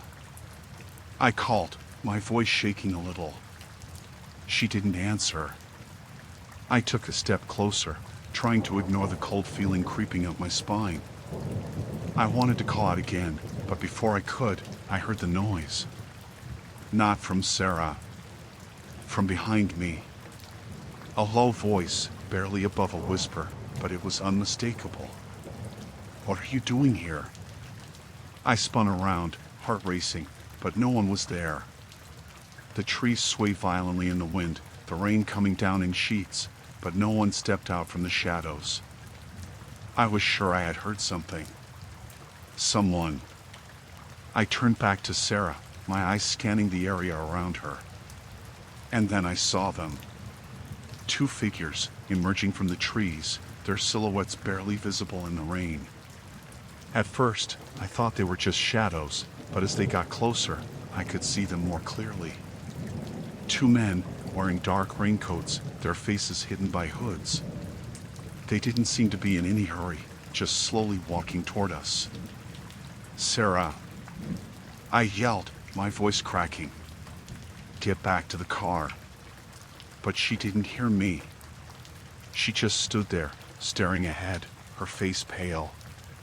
The two men were almost to us now, and I could see the faint glint of something shiny in their hands, a knife, maybe, or something else.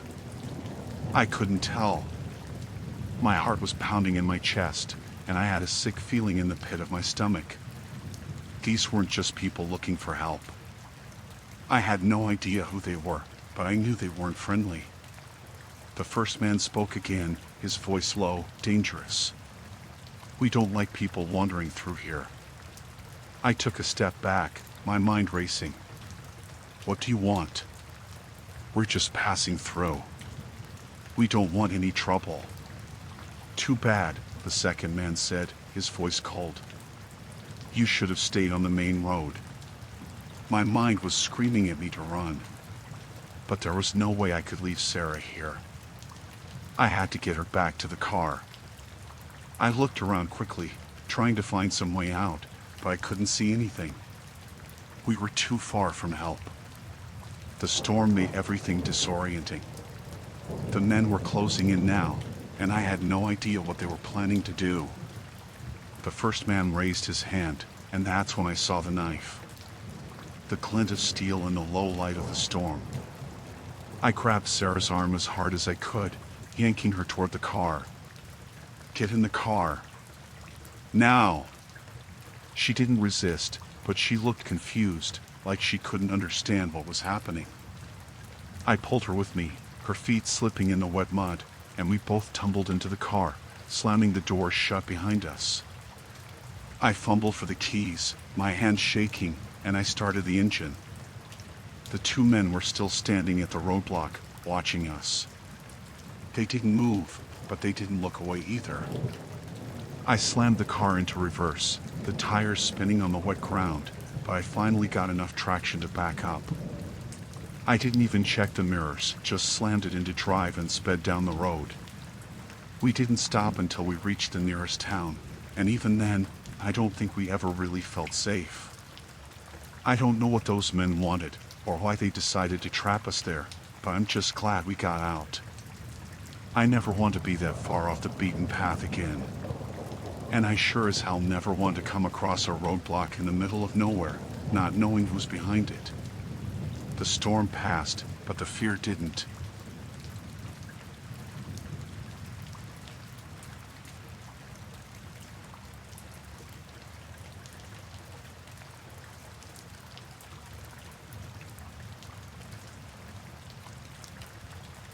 It started with a package. I came home one evening after a long day at work and noticed it on my doorstep. It wasn't anything I was expecting, no delivery notices or anything. Just this small, nondescript box. The sort of thing you'd think nothing of, except for one thing: it had no return address. At first, I didn't think much of it. I figured it was one of those mystery boxes people sometimes order for fun, or maybe someone had sent me something by mistake. But when I picked it up, it felt heavier than I expected. I stood there for a minute, turning it over in my hands, trying to figure out if I should open it or not. Something about it felt off, but I couldn't explain why. I decided to open it. There was no note, just a stack of photographs inside.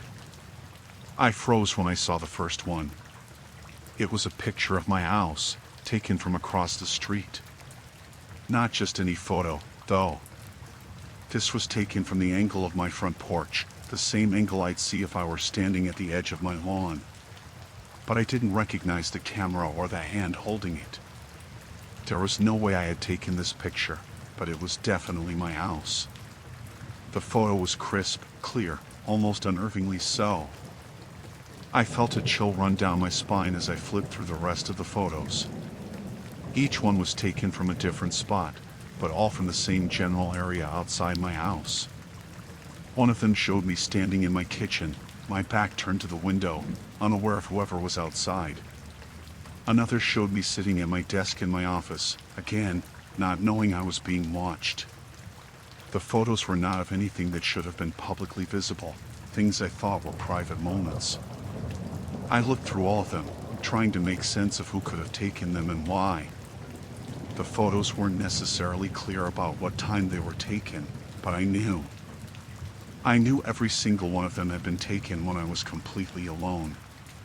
And no one had been in my house, or so I thought. The moment I finished flipping through the pictures, I heard a sound. A knock at my door. At first, I thought maybe it was a neighbor, or someone trying to sell something. But then it came again, more persistent this time. Knock. Knock. Knock. I froze, the hairs on the back of my neck standing up. I didn't move at first. My heart was pounding in my chest. The photos had made me feel like someone was watching me. And now, someone was knocking at my door after sending me these images. My mind raced, but I couldn't figure out what to do. Another knock. This one was louder. Then a voice called out from the other side, low and calm but unmistakable. "I know you're in there." I didn't answer. I couldn't. My whole body felt frozen. My legs wouldn't move, and my hands were trembling so much I nearly dropped the box with the photos. My mind screamed at me to run, to lock myself in a room, but I couldn't make myself move. I heard the voice again. "You're not going to call the police, are you? They won't help you. You don't want to make this harder than it needs to be." I swallowed hard. What did that even mean? How did they know I had those photos? How could they have known I would be home at that time? The knocking continued, growing faster now, more insistent. "I know you're there. Open the door. You don't want me to come inside. I felt my legs finally give way, and I sank down to the floor. My hands were shaking violently now, and I held the photos tightly, as if somehow they would protect me or give me answers. I pressed my back to the wall and tried to think. My mind was clouded with fear, but I knew one thing for sure. I needed to get out. Get away from whoever was on the other side of that door. But I couldn't just leave the house. I couldn't abandon everything I had here. I couldn't just go out the back and run blindly into the night. Then, after what felt like hours, the knocking stopped. I didn't move. Not for a long time. I stayed as still as I possibly could, listening for any sounds. I tried to peek through the curtains without letting them see me, but everything was so quiet, too quiet. I knew the person, whoever they were, was still out there. I had to do something. I couldn't stay in the house any longer. I needed to get to the phone. I needed to call the police. But what if they were watching? What if they were listening? I waited for what felt like an eternity before finally forcing myself to stand. I grabbed my phone, my heart still hammering, and slowly, quietly, I moved to the back of the house, staying out of sight. I called 911 as I opened the back door, stepped into the yard, and quietly closed it behind me. I ran, making sure to stay low, until I reached the neighbor's house. I didn't stop. I rang the doorbell, hoping they'd let me in. The neighbor wasn't home, but their car was in the driveway, so I kept trying. I could hear the sirens in the distance, but it felt like they would never reach me in time. It felt like an eternity before I saw the police lights flashing in the distance, but I wasn't about to wait any longer. The cops arrived shortly after. They didn't find anyone, of course. No one had been on my porch. No one had been near my door. But I was still terrified. When they asked about the photos, I showed them the box. They didn't know what to make of it. They told me to file a report, but they weren't optimistic. I didn't sleep that night. I didn't sleep the next night either. It was hard to forget those images. Hard to forget that feeling of being watched. I don't know who it was. I still don't. But I haven't seen that package again, and I haven't gotten any more strange knocks. But I'm still waiting, and I'm still scared. I haven't been able to shake the feeling that they're still watching. Still out there.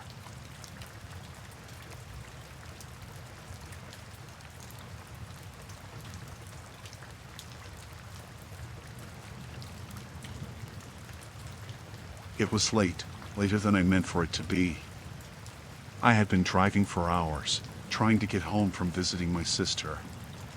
The highway felt endless, and I was running on fumes literally and figuratively.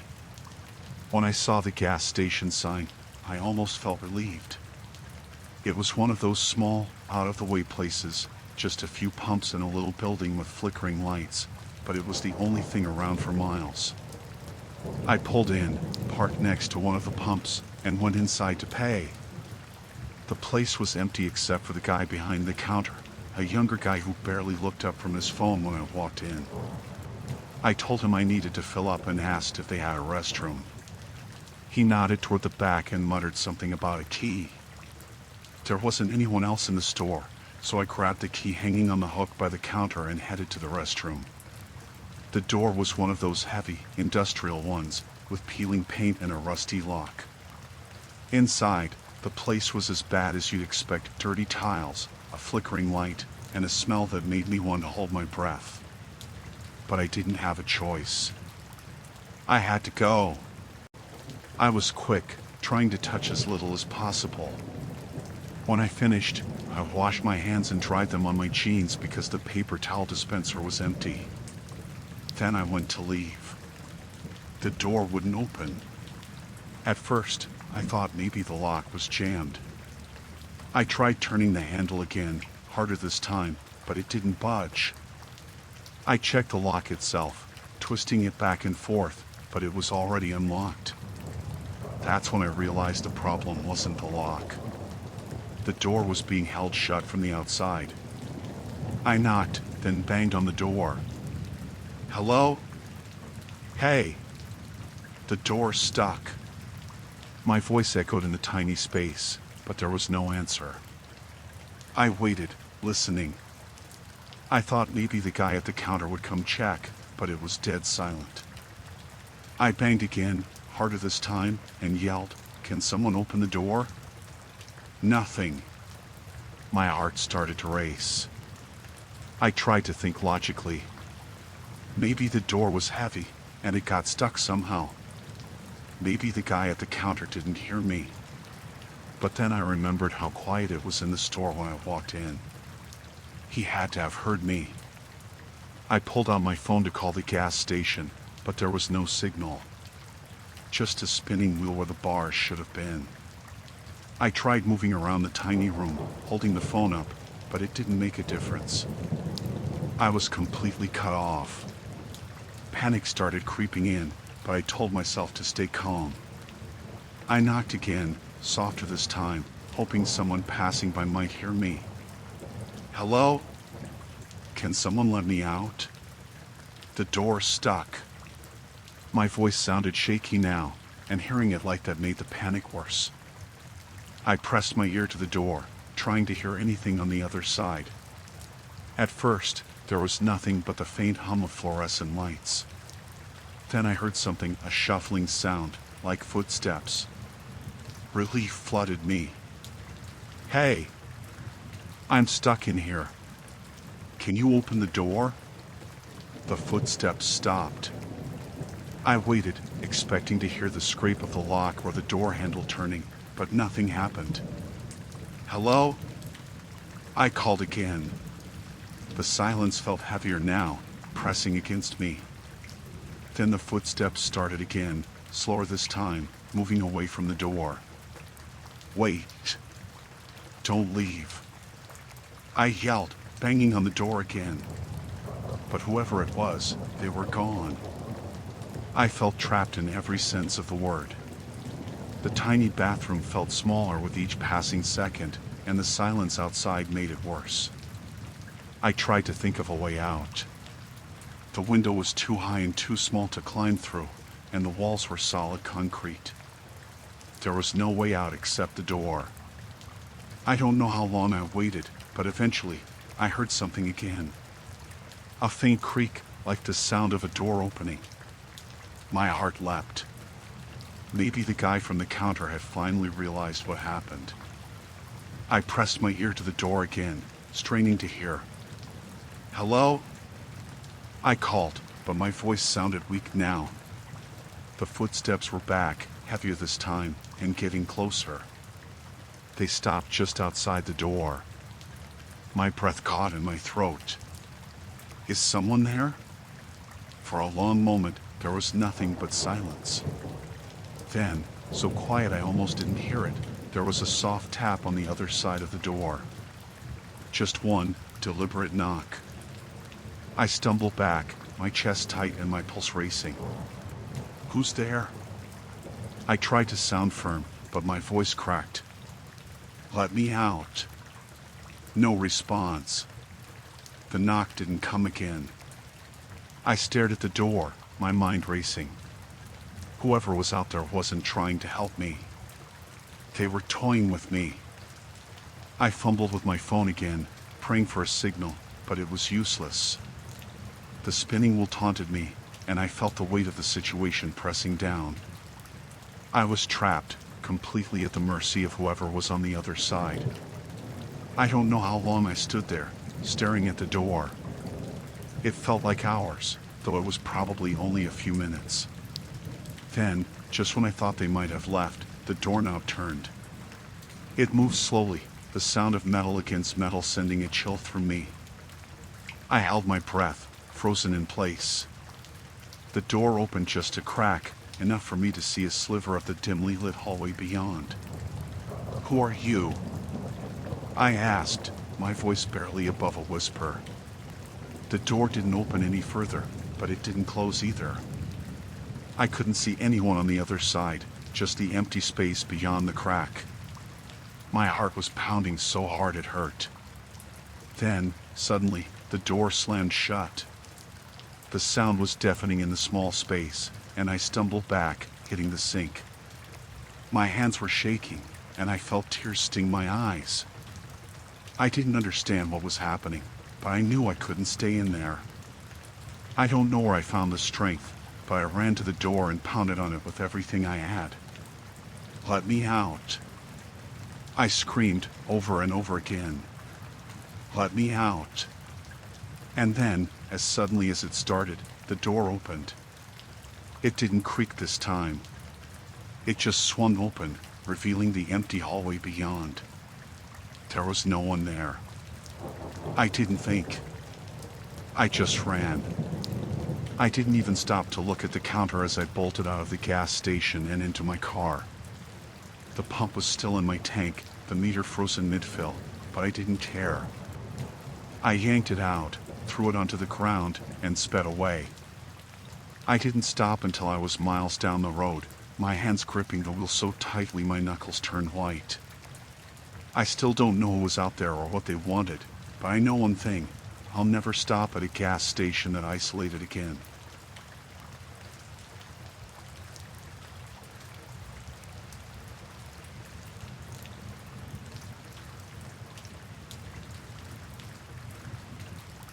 It was late, maybe around 9 or 10 p.m., when my car broke down on Route 17. I was headed back home after visiting my sister, and it was one of those stretches of highway with nothing but fields and trees on either side. The nearest town was at least 20 miles back, and my phone had barely a single bar of service. I was trying not to panic, but the thought of sitting there all night wasn't exactly comforting. I popped the hood and stared at the engine like I knew what I was looking at. I didn't. Everything seemed fine to me, but the car wouldn't start. The battery was new, and I had gas, so I couldn't figure out what the problem was. I tried calling for roadside assistance, but the call wouldn't go through. That's when I saw the headlights. They came up slow, like whoever was driving was being careful. I stood by my car, waving my arms to make sure they saw me. A truck pulled over to the side, an older model, maybe from the 80s or 90s. The driver got out, a tall man with a thick build, wearing a flannel shirt and jeans. He had a calm, steady way about him. "You all right?" he asked, his voice deep and even. "My car just died," I said. "I can't figure out what's wrong, and my phone's not working." He nodded and walked over to my car without another word. He leaned over the engine, fiddling with a couple of things while I stood off to the side. After a minute, he straightened up and wiped his hands on a rag from his pocket. "Looks like it might be the fuel pump," he said. "You're not going anywhere tonight." I felt my stomach drop. "What should I do?" "Well," he said, "I've got a garage not far from here. I can tow you there. Take a closer look." I hesitated. Something about him made me uneasy, but I didn't have many options. It was either him or wait for someone else to come by, and who knew how long that would take. "All right," I said finally. He went back to his truck and pulled out a tow chain, hooking it up to my car. The whole time, he didn't say much. I tried to make small talk, asking if he lived nearby, but his answers were short, almost clipped. The ride to his garage wasn't long, maybe 10 minutes, but it felt longer. We turned off the main road onto a dirt path that wound through the trees. There weren't any lights except for his headlights, and the further we went, the darker it got. I started to regret my decision, but it was too late to back out. The garage was a small, run-down building with peeling paint and a single overhead light that flickered. He unhooked my car and waved me toward the entrance. "Come on in," he said. "I'll take a look." I followed him inside, and my unease grew. The place was cluttered with old tools, car parts, and a thick layer of dust. There was a smell, too oil mixed with something sour. He motioned for me to sit on a worn-out chair near the wall while he pulled the hood of my car open again. I tried to stay calm, but the way he moved felt off. He wasn't really looking at the engine, just sort of going through the motions. I noticed his eyes darting toward me every so often, like he was checking to see if I was watching him. "Do you have any family nearby?" he asked suddenly. "No," I said. "Why?" "Just making conversation," he said, his tone flat. I shifted in my seat, feeling the tension in the air. I glanced toward the door, calculating how far I'd have to run to get to it if something went wrong. He closed the hood and turned to face me. "Fuel pump shot," he said. "I can order the part, but it'll take a day or two." "I can call someone to pick me up," I said, standing. "Thanks for your help." "You're not going anywhere," he said, his voice cold now. "Your phone doesn't work, remember?" I froze. The way he said it wasn't a suggestion, it was a statement. I forced myself to smile, trying to act like I wasn't scared. "I'll just wait outside," I said, moving toward the door. He stepped in front of me, blocking my path. "You're staying here," he said. "It's not safe out there at night." My heart was pounding now. I tried to step around him, but he grabbed my arm. His grip was strong, and his eyes had a strange intensity. "Let go of me," I said, my voice shaking. He didn't. Instead, he pulled me back toward the chair and pushed me into it. "You're making this harder than it needs to be," he said. I didn't wait to see what he meant. I twisted out of his grip and ran for the door. He shouted something behind me, but I didn't stop. I made it outside and sprinted toward the trees. My legs were burning, and my lungs felt like they were on fire, but I didn't dare slow down. I could hear him behind me, his heavy footsteps crunching on the gravel. He was faster than I expected, and I knew I couldn't outrun him. I spotted a thick cluster of bushes and dove into them, crouching low and trying to quiet my breathing. He stopped nearby, his footsteps slowing. I could hear him muttering to himself, his voice low and angry. He walked past my hiding spot, and I waited until I couldn't hear him anymore before I moved. I crept through the trees, trying to put as much distance between us as I could. After what felt like hours, I saw headlights in the distance. I ran toward the road and flagged down a passing car. The driver was an older woman, and she took one look at me and knew something was wrong. She didn't ask questions, just told me to get in. She drove me to the nearest town, where I called the police. They found my car at the garage, but the man was gone. They said the place had been abandoned for years, and they'd had reports of strange activity in the area before. I never found out who he was or what he wanted, but I've never driven that stretch of highway again.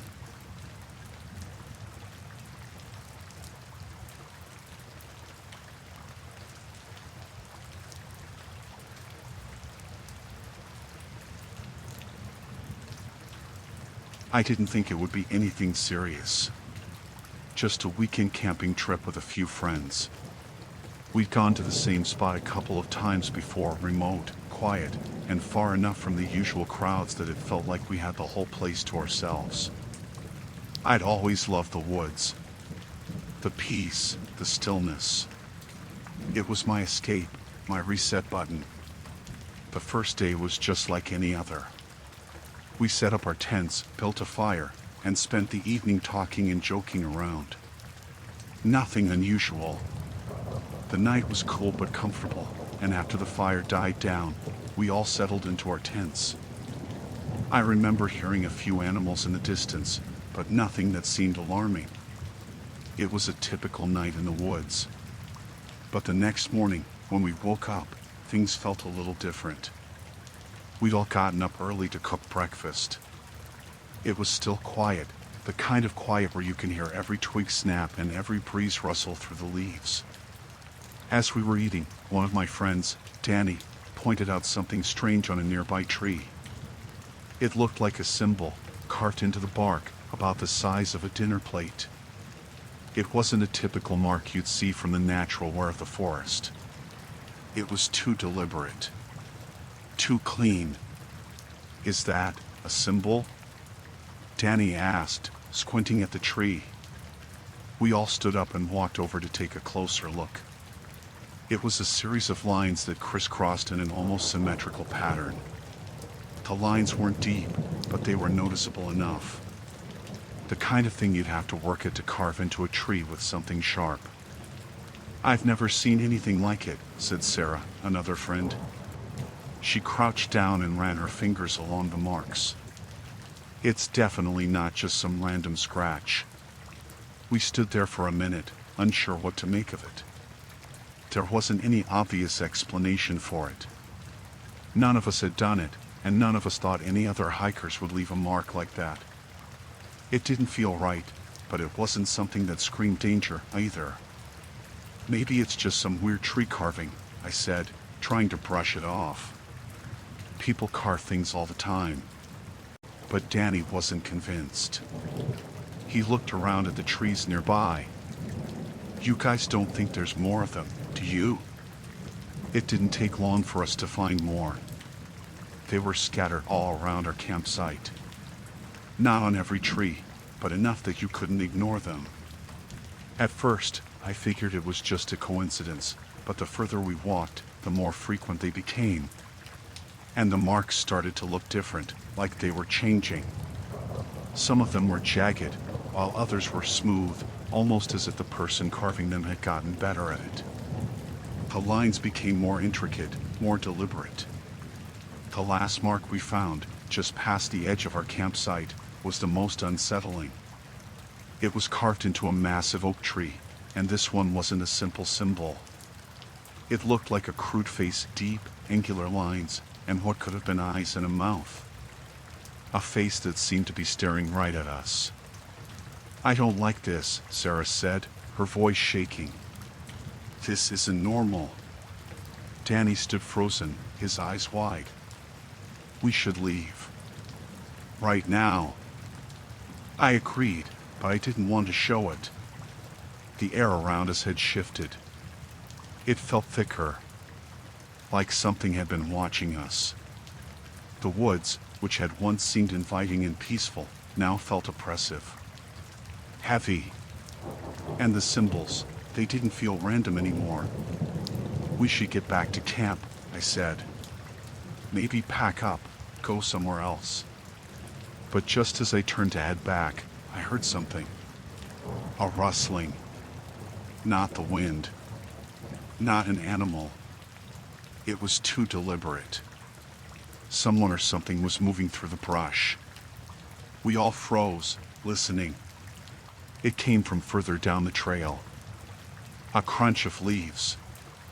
A snap of a twig. Then, silence. "Did you hear that?" I whispered. Danny and Sarah nodded, their faces pale. "Someone's out there," Danny muttered. We didn't move for a while. The woods around us seemed to hold its breath. After what felt like an eternity, I said, "We need to get back to camp. Now." We started to walk quickly, but as we did, I noticed something else.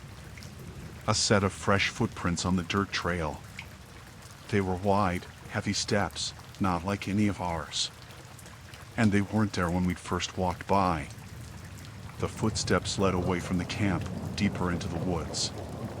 But they didn't look like they belonged to anyone hiking casually. They looked purposeful. Like someone had been walking, watching, waiting. "Do you think someone's been following us?" Sarah asked, her voice cracking. "I don't know," I said, feeling the pit in my stomach grow. "But we need to get back." We picked up the pace, but I couldn't shake the feeling that we were being followed. It was like there was someone just out of sight, keeping pace with us. The rustling. The footsteps. It was all too close. We finally made it back to the campsite. But as we approached, we all froze in our tracks. Everything was exactly as we'd left it, except for one thing. The symbols. They were closer now, carved into trees that hadn't had marks on them before. More importantly, they were different. They weren't just random symbols anymore. They seemed to follow a pattern, one that was starting to feel intentional. The last tree near our campsite, the one right next to the fire ring, had a symbol that was unmistakably a hand. A hand with fingers spread wide, as if reaching for something. My heart pounded in my chest. We need to leave. Now, I said, my voice hoarse. But before I could say anything else, I heard it again, the rustling, just off the edge of the camp. And this time, I could see something moving. It was too much. The hair on the back of my neck stood up. Get the gear. We're leaving. We didn't hesitate. We grabbed what we could, sleeping bags, food, anything we could carry, and we ran. As we scrambled to pack everything, I couldn't help but glance back at the trees. I swear I saw a figure, standing just beyond the firelight, watching us. It was gone as soon as I looked directly at it.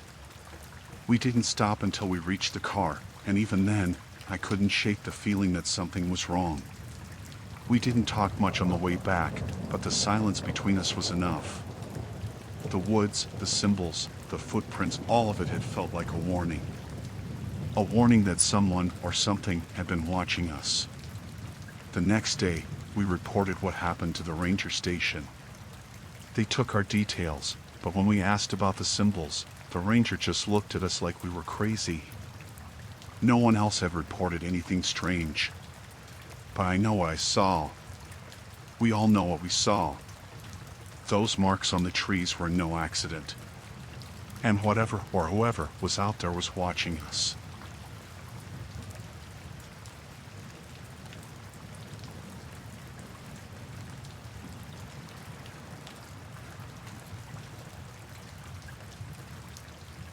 The rain had started before I left the office, but I didn't think much of it. By the time I was halfway home, it was coming down in sheets, so heavy my wipers couldn't keep up. It was one of those back roads, winding and narrow, with no lights except for my own headlights cutting through the dark. I was going slower than usual, but the pavement was slick and the turns were sharp. I don't even remember what I hit. It could have been a branch or a patch of water pooling on the curve. My tires slid, and before I knew it, I was skidding off the road. The car slammed into something, maybe a tree, and came to a stop. My chest hurt from the seatbelt digging in, but I wasn't bleeding. I tried the engine, but it just sputtered. Dead. I grabbed my phone, but the signal was gone. It was too far out, too isolated. The rain was coming down so hard that staying in the car felt useless. I had seen a house just a little way back. I figured I could at least ask to use their phone. Leaving my car felt wrong, but what else could I do? I put up my hood and stepped out, the rain soaking through my shoes almost immediately. The house wasn't far, maybe a quarter mile at most. It was big, an old farmhouse kind of place, sitting back from the road with a long gravel driveway. The lights were on inside, which made me think someone would help. I jogged up to the porch, trying to shake off the water before I knocked on the door. I waited, shivering. The rain made everything sound muffled, like the world had shrunk to just me in this house. No one answered. I knocked again, harder this time. A light flicked on upstairs, and I saw a shadow move behind the curtains. Someone was home. I knocked again and called out, "I'm sorry to bother you. My car broke down. I just need help." After a few seconds, I heard the lock turn, and the door opened just a crack. A man stood there, older, maybe in his late 60s, with thin hair and a lined face. He was holding the door with one hand, and the other was hidden behind it. His eyes were sharp, watching me closely. "What do you want?" he asked, his voice low. "My car's stuck down the road," I said. "It won't start, and I don't have a signal. I just need to use your phone, if that's okay." He didn't say anything for a moment, just looked me up and down. Then he nodded and opened the door wider. "Come in." The inside of the house smelled old, like wood and dust. The hallway was narrow, with faded wallpaper and a single bulb overhead casting long shadows. The man didn't speak as he shut the door behind me, and I noticed he slid the bolt across once it was closed. It felt strange, but I told myself it was just an old habit. "The phone's in the kitchen," he said, motioning down the hall. "You can use it." "Thank you," I said, trying to sound grateful. I followed him down the hall, my wet shoes squeaking on the floor. The kitchen was small, with a table in the corner and an old rotary phone mounted on the wall. I picked it up and listened for a dial tone, but there was nothing. "It's dead," I said, turning back to him. He nodded slowly, as if he already knew. "Storm must have knocked it out," he said. "Happens a lot out here." I didn't know what to say. I was stuck now, completely at his mercy. "Do you have a cell phone?" I asked, hoping he might have something newer. "Don't use them," he said flatly. "But you're welcome to wait here until the rain lets up. Maybe the phone will come back." I didn't have much choice, so I nodded. "Thank you," I said again. He motioned to the table. "Sit. I'll get you something warm." I sat down, the chair creaking under me. He moved to the stove, where a kettle was already sitting. I tried not to stare, but something about the way he moved felt off, like he was too deliberate, too careful. His hand shook a little as he poured the water, but his face stayed calm, almost blank. When he set the mug in front of me, I noticed his hand lingered on the edge of the table, just for a second. I looked down and saw faint scratches in the wood, like someone had dragged a knife across it over and over. My stomach tightened. "You live here alone?" I asked, trying to keep my voice steady. He nodded. "Been here all my life. Don't get many visitors." I sipped the tea, even though I wasn't thirsty. It was bitter, and I wondered if he'd added something to it. The thought made me feel stupid, paranoid, but I couldn't shake it. He was just standing there, watching me, not drinking anything himself. "I should probably get back to my car," I said, setting the mug down. "Maybe someone else will come by." His face hardened. "You'll stay," he said. "It's too dangerous out there." I froze. The way he said it wasn't a suggestion. It was an order. "I'll be fine," I said, standing up. "Really, thank you for your help, but I don't want to bother you anymore." He stepped in front of me, blocking the door. "You can't leave," he said, his voice colder now. "Not yet." I glanced past him, toward the hallway. My heart was pounding. "Why not?" I asked, trying to keep my voice calm. He didn't answer. Instead, he reached into his pocket and pulled out a knife. It wasn't big, but it was sharp, and he held it like he knew how to use it. "Sit down," he said. I backed up, my mind racing. The window over the sink was small, but I thought I could fit through it if I had to. The rain was still pounding outside, and the glass was fogged up, but it was better than staying. "I don't want trouble," I said. "I just want to leave."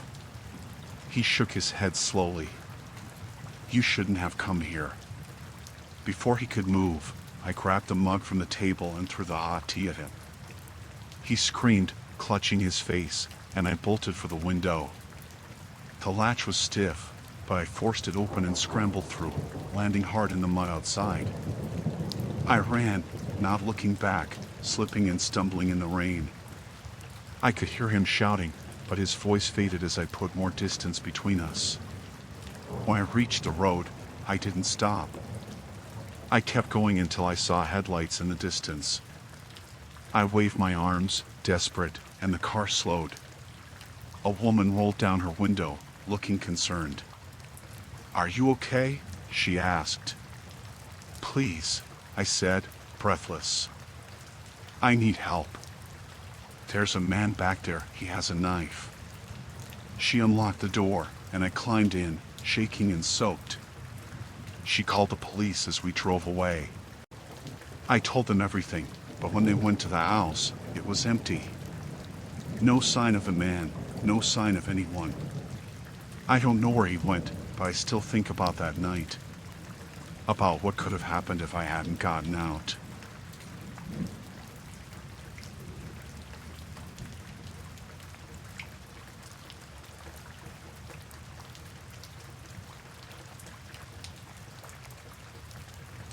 It happened last weekend. I still can't believe how close I came to something awful. I've gone over it in my head 100 times, and I don't think I'll ever stop replaying it. I went out with a couple of friends to a new bar downtown. It was one of those trendy places with low lighting, loud music, and barely enough room to move. We hadn't been out together in a while, so I wanted to enjoy myself, maybe a bit more than usual. The night started fine. We found a small table near the back, close to the bar, and took turns getting drinks. The place was packed, but the energy felt good, not too overwhelming. I wasn't drinking much because I wanted to stay sharp, but my friends were having a great time, laughing and dancing. At some point, I noticed a guy sitting at the bar, just across from our table. He wasn't with anyone, but he wasn't drinking much either. He kept looking over at us, mostly at me. He had this steady gaze that made me uncomfortable, but I told myself I was overreacting. It's a bar, people stare sometimes. A little while later, my friends decided to hit the dance floor. I wasn't feeling it, so I stayed behind to watch our stuff. That's when the guy got up and came over.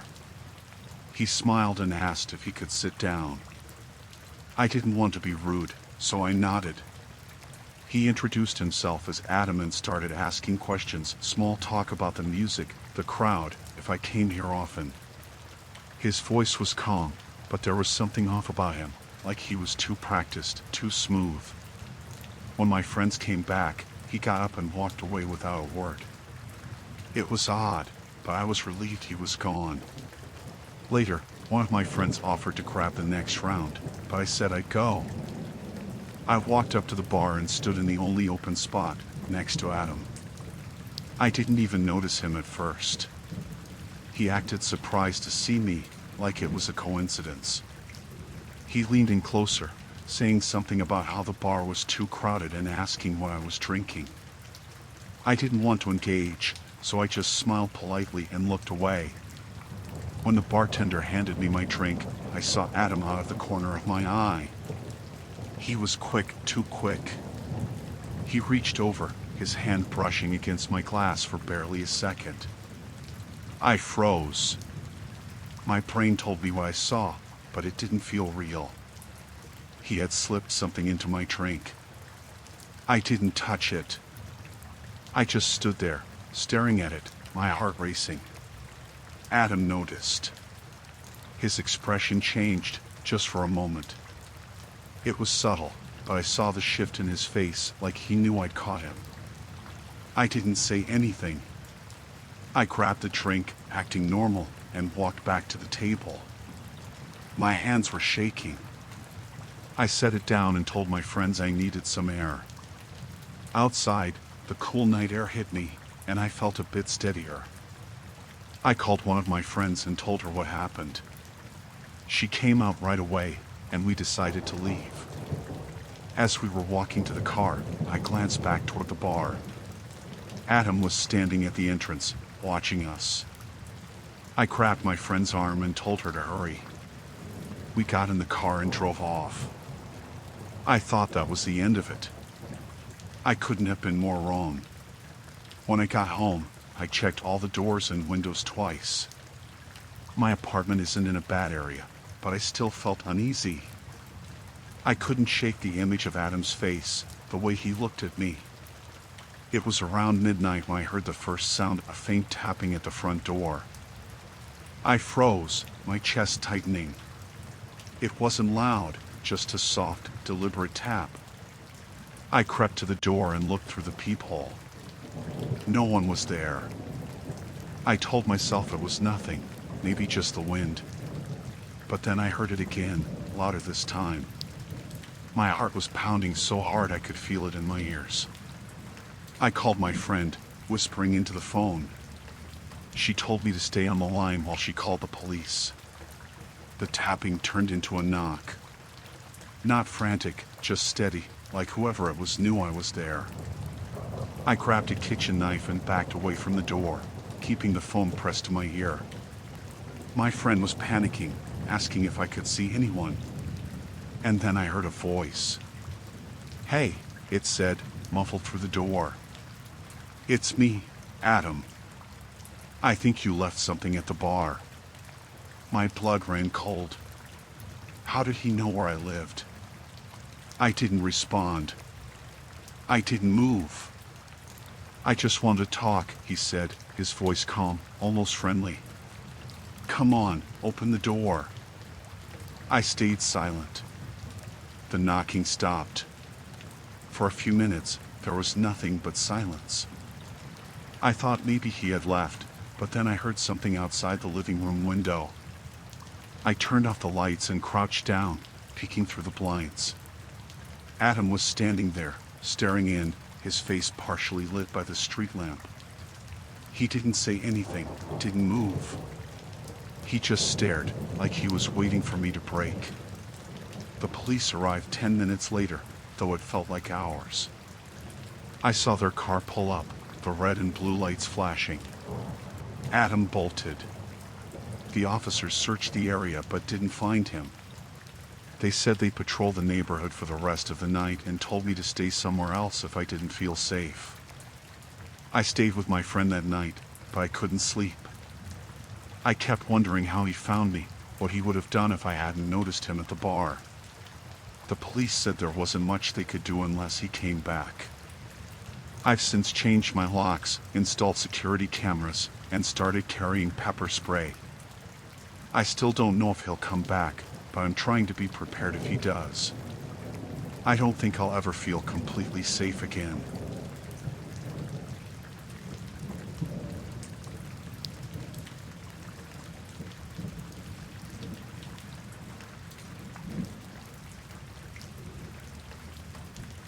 I thought I was doing the right thing by hiring a nanny.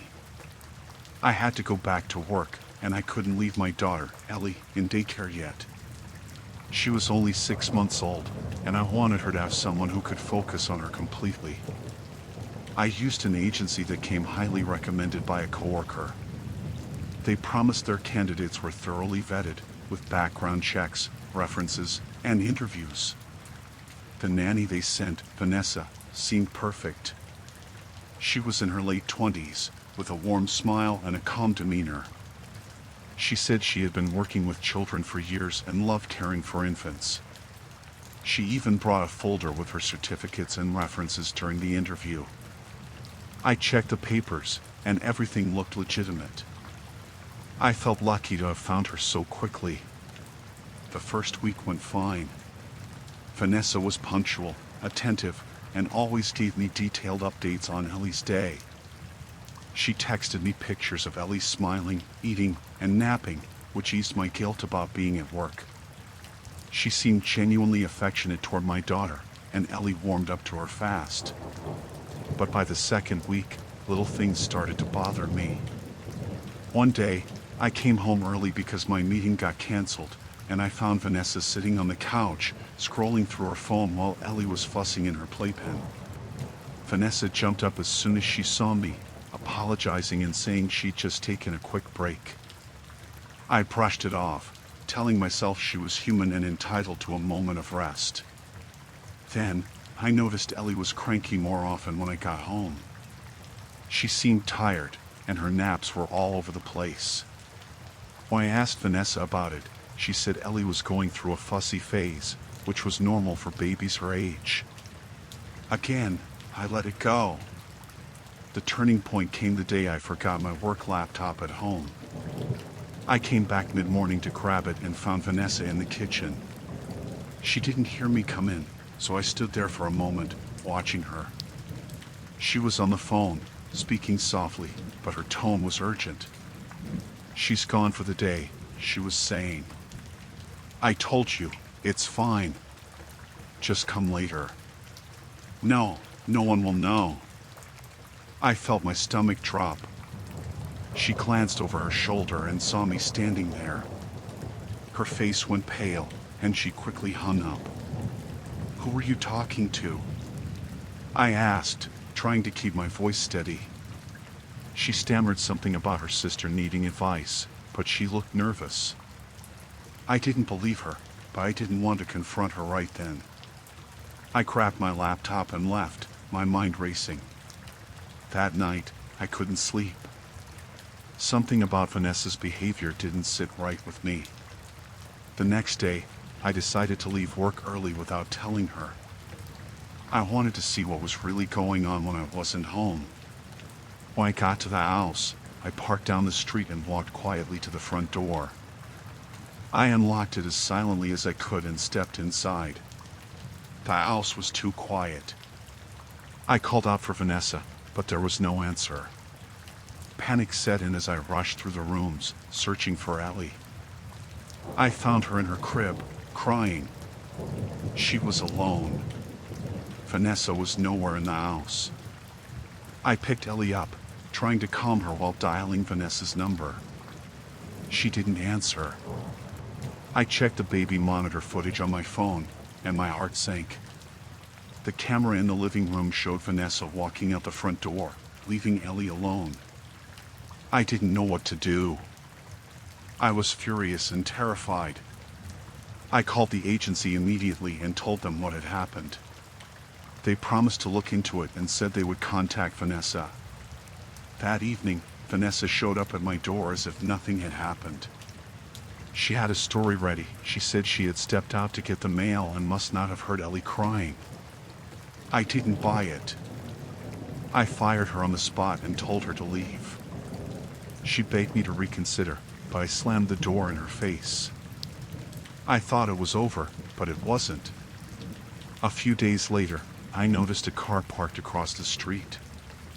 It was there when I left for work and still there when I got home. The windows were tinted, so I couldn't see who was inside. I convinced myself it was a coincidence, but the next day, the car was back. That night, I got a phone call from a blocked number. When I answered, no one spoke, but I could hear breathing on the other end. I hung up and checked the locks on all the doors and windows. The following morning, I found a note taped to my front door. It was written in shaky handwriting, "You shouldn't have fired me." I just wanted to be close to her. I called the police, but they said there wasn't much they could do unless she actually tried to break in or harm us. They advised me to install security cameras and keep an eye out. I felt helpless. The next few days were a blur of fear. I barely slept, jumping at every sound. I kept Ellie close to me at all times. The cameras caught footage of someone walking around the house at night, but their face was hidden by a hoodie. I knew it was Vanessa. One night, I woke up to the sound of glass breaking. I grabbed Ellie and locked us in the bathroom, calling 911. I could hear footsteps downstairs, moving through the house. The operator stayed on the line with me, telling me to stay quiet and wait for the police. It felt like hours before I heard the sirens. The footsteps stopped, and I heard someone running out the back door. The police arrived and searched the house but didn't find anyone. They said whoever it was must have been scared off when they heard the sirens. I moved out of the house the next day. I couldn't stay there, knowing Vanessa or whoever she was working with knew where we lived. I never found out what her real intentions were or who she had been talking to on the phone that day. All I know is that I trusted her with my child, and she used that trust to get close to us for reasons I still can't understand.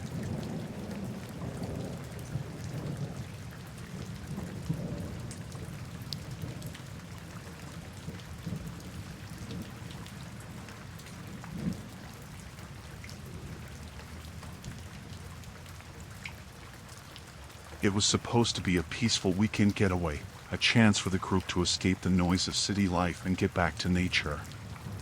There were 5 of us, me, my brother, his girlfriend, my best friend, and her cousin. Nothing special, just a weekend hike into some remote area. We'd been planning it for months, picking out a spot we thought would be quiet and secluded. None of us were expecting anything to go wrong. We were just looking forward to some time by the fire, some good food, and maybe a few hikes through the woods. The first day went off without a hitch. We set up camp at a small clearing near a creek, made a fire, and spent the evening talking, cooking dinner, and drinking a little. The place was perfect, quiet, private, just far enough off the trail to feel like we were really away from everything. The forest felt peaceful, even a little magical. At least, that's how I saw it then. But things started to feel off on the second day. We woke up to the sound of birds, but there was something wrong with the quiet. It wasn't the usual kind of quiet you expect in nature, where it's just peaceful and calm. It felt too still, like the air was holding its breath. Still, we brushed it off, made some breakfast, and headed out for a hike. It was a long walk, more than we had planned, but none of us really cared. We were all in good spirits, just enjoying the fresh air. When we got back to camp around late afternoon, something felt strange. The whole area around the clearing seemed darker, even though it was still light outside.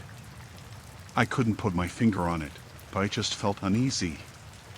We went about setting up for dinner, but it was hard to shake the feeling. Maybe it was just the tiredness setting in. After we ate, my brother and I decided to take a walk to stretch our legs and clear our heads. The rest of the group stayed by the fire, talking and laughing. It was just a short walk down the trail that led back to the road where we parked. We weren't going to leave camp, just wander a little to get some fresh air. That's when we saw it. About half a mile down the trail, right where the road met the wooded area, there was a gate, rusted, heavy, and completely out of place. It was blocking the path, completely shutting off the only way out. We both stopped dead in our tracks when we saw it. It wasn't there when we first arrived, not even close. We had walked down this same path that morning, and there had been nothing. The road was wide open, just like it should be. But now, in front of us, was a tall, metal gate that looked like it had been there for decades. I thought it was some sort of private property gate, maybe someone who lived nearby had put it up. My brother suggested it was an old hunting camp or a ranch that used to be around, but I didn't buy it. Something about it didn't feel right. It was too deliberate, like it had been placed there specifically to block us in. We tried to push on the gate, but it was locked, and there were no signs, no markings, nothing to explain why it was there. We looked around for any kind of indication of who might own it, but the woods were completely silent. No houses, no roads, nothing. Just the endless trees on all sides. After a few minutes of trying to figure out how to get through, we decided to head back to camp and tell the others. As we walked back, I couldn't shake the feeling that we were being watched. The woods around us seemed so quiet, but I kept hearing small sounds, branches cracking, the rustle of leaves. I couldn't see anything, but it felt like something was just out of view, lurking. When we got back to the campsite, we told the others about the gate. At first, they didn't believe us. They thought it was some kind of mistake, or maybe a prank. But when we walked them down the trail to show them, the gate was still there. We all stood there for a moment, staring at it, trying to make sense of it. The sunlight was fading fast, and the whole place suddenly felt darker, colder. None of us really knew what to do. We had no way of contacting anyone since we didn't have cell service, and the gate was the only way out. We couldn't just stay here forever. So, we all decided to sleep on it and figure things out in the morning. We made sure to lock up the tent and keep the fire going, but no one felt at ease. Everyone kept glancing at the gate, the darkening woods beyond, like they were expecting something to happen. That night, I couldn't sleep. The sounds in the woods outside the tent were off, almost like something or someone was moving around. I kept hearing footsteps, faint at first, then closer. I thought maybe it was just an animal, but then I realized that these footsteps didn't sound like they were coming from the usual direction. They were too slow, too deliberate.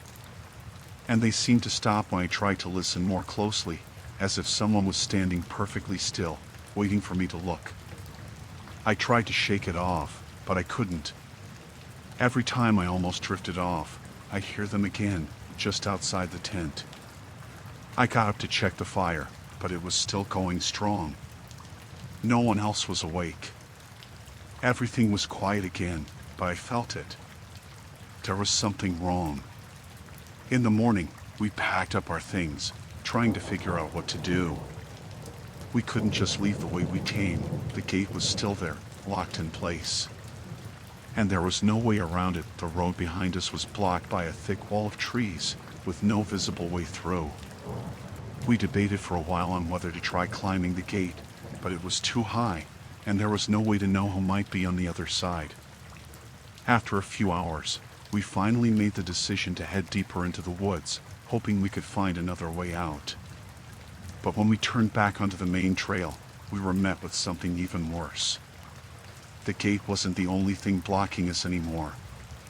The whole trail seemed to have been altered, like someone or something had intentionally moved things to keep us from leaving. Rocks were piled up, branches were snapped and laid across the path, and the trees themselves seemed to loom closer, more menacing. I'm not sure how to explain it, but there was no mistaking it. We were being trapped. That's when we realized that someone, or something, didn't want us to leave. The whole experience was so unsettling, and it was clear that we weren't just dealing with a simple gate that had been put up for some unknown reason. Whoever or whatever was out there was making sure we stayed put. We never found out who was behind it all. After hours of wandering the woods, trying every possible path, we managed to find a back trail that led us to a neighboring road. We made it out, but the whole time, I couldn't shake the feeling that someone was watching us, waiting for us to slip up. Every sound, every crack of a twig, every rustle in the trees made my heart race. I don't know if we were just unlucky or if it was something more, but I'll never forget that locked gate or the feeling of being trapped out there, helpless, with no idea who or what was keeping us from leaving. And I'll never go back to that place again.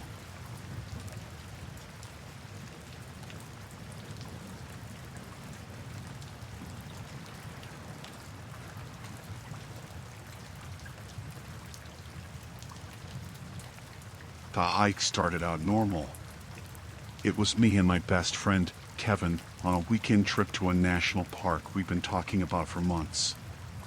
We planned a 2-night trek through some of the quieter trails.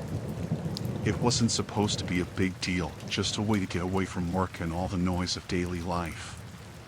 The first day went smooth. We made it to the campsite early, set up the tent, and had plenty of time to relax by the fire. The trail wasn't too crowded, and we only passed a few groups along the way. It felt peaceful, the kind of quiet you don't really get in the city.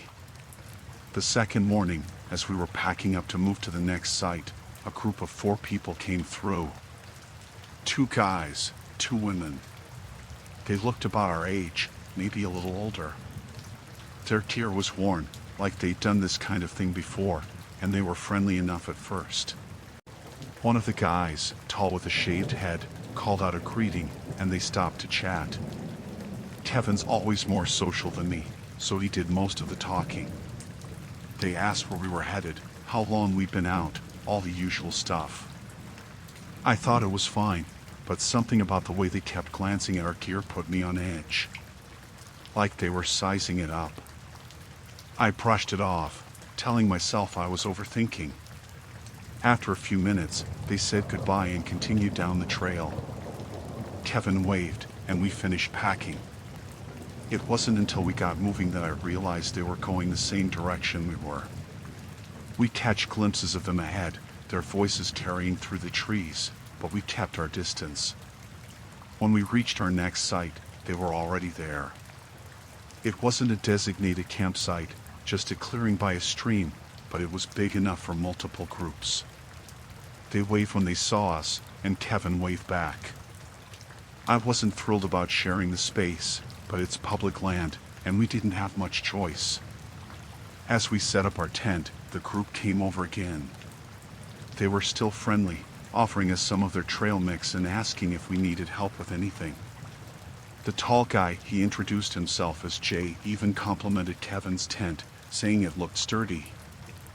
I just nodded along, keeping my answers short. Something about them felt off. Too nice, maybe. Like they were trying too hard. That night, we ate our dinner and sat by our own fire, trying to keep to ourselves. The other group set up a little farther away, but they were loud, laughing and talking like they were at a party. It didn't bother Kevin, but I couldn't shake the feeling that they were watching us. When we woke up the next morning, I found one of our water bottles was missing. I thought maybe Kevin had moved it, but he swore he hadn't touched it. It didn't make sense. We packed everything up before bed. I tried not to jump to conclusions, but I couldn't help thinking about the other group. We packed up and started the last leg of the hike. The trail was harder that day, with more steep climbs and rocky paths. About an hour in, Kevin's bootlace snapped. It wasn't a huge deal, but he swore it had been fine the night before. We stopped so he could fix it, and while we were sitting there, the other group caught up to us. Jay grinned and asked if we needed help again. His tone was casual, but his eyes lingered on our packs, and I felt my skin crawl. One of the women, short, with curly hair, offered Kevin some duct tape for his boot. He thanked her, and they moved on, disappearing down the trail. We started walking again, and I kept replaying everything in my head. The missing water bottle. Kevin's bootlace. Little things, but they didn't sit right. I told Kevin, but he shrugged it off, saying I was paranoid. Maybe he was right, but I couldn't relax. Around midday, we stopped for a break at a small clearing. I opened my pack to grab a snack and found my food bag had been opened. Not all of it was gone, but enough to notice. Kevin's bag was untouched, and he looked at me like I was losing it when I pointed it out. Probably a raccoon, he said, brushing crumbs off his pants. But my bag had been inside my pack, zipped up tight. There was no way an animal had gotten to it without making a mess. We kept walking, and the trail got narrower, with thick trees on either side. I started to notice the sounds of footsteps behind us. Light, like someone trying to be quiet. I stopped a few times, pretending to adjust my pack, but I didn't see anyone. Still, the feeling of being watched grew stronger. By late afternoon, we reached the last site. It was more isolated than the others, surrounded by woods on three sides. The stream was dry, which made me even more nervous. We were low on water, thanks to the missing bottle, and the next source was miles away. As we set up camp, I kept scanning the trees, expecting the other group to show up again. They didn't, but the uneasy feeling didn't go away. I told Kevin we should leave, but he laughed, saying I was overreacting. That night, as we were falling asleep, I heard voices outside the tent.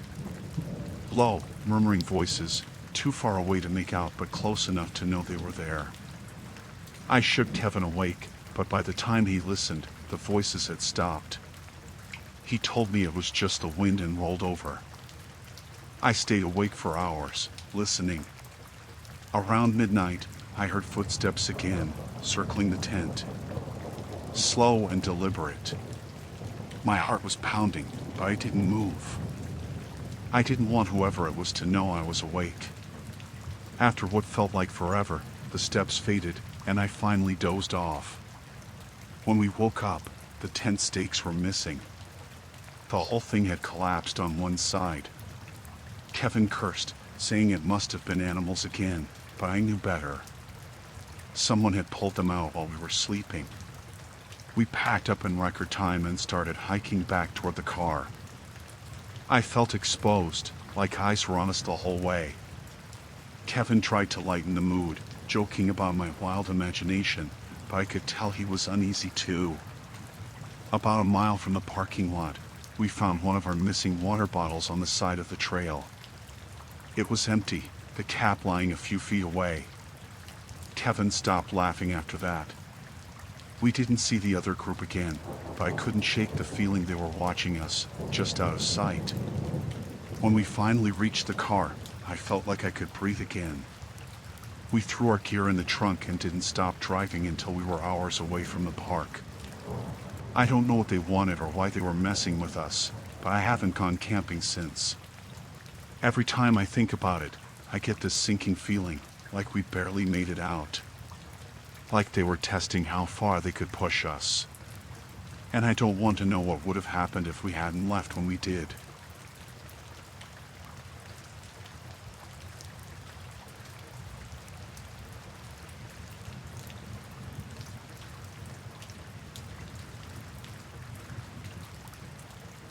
I don't know how to explain what happened that night, but I know I'll never forget it. I still wake up sometimes thinking I hear footsteps outside my tent, even though I know I'm safe now. I've been camping a lot in my life, mostly by myself. It's the only way I can really clear my head, get away from everything, and just think. I'd gone out to a remote site in the woods, not too far from town, but far enough that I was pretty much alone.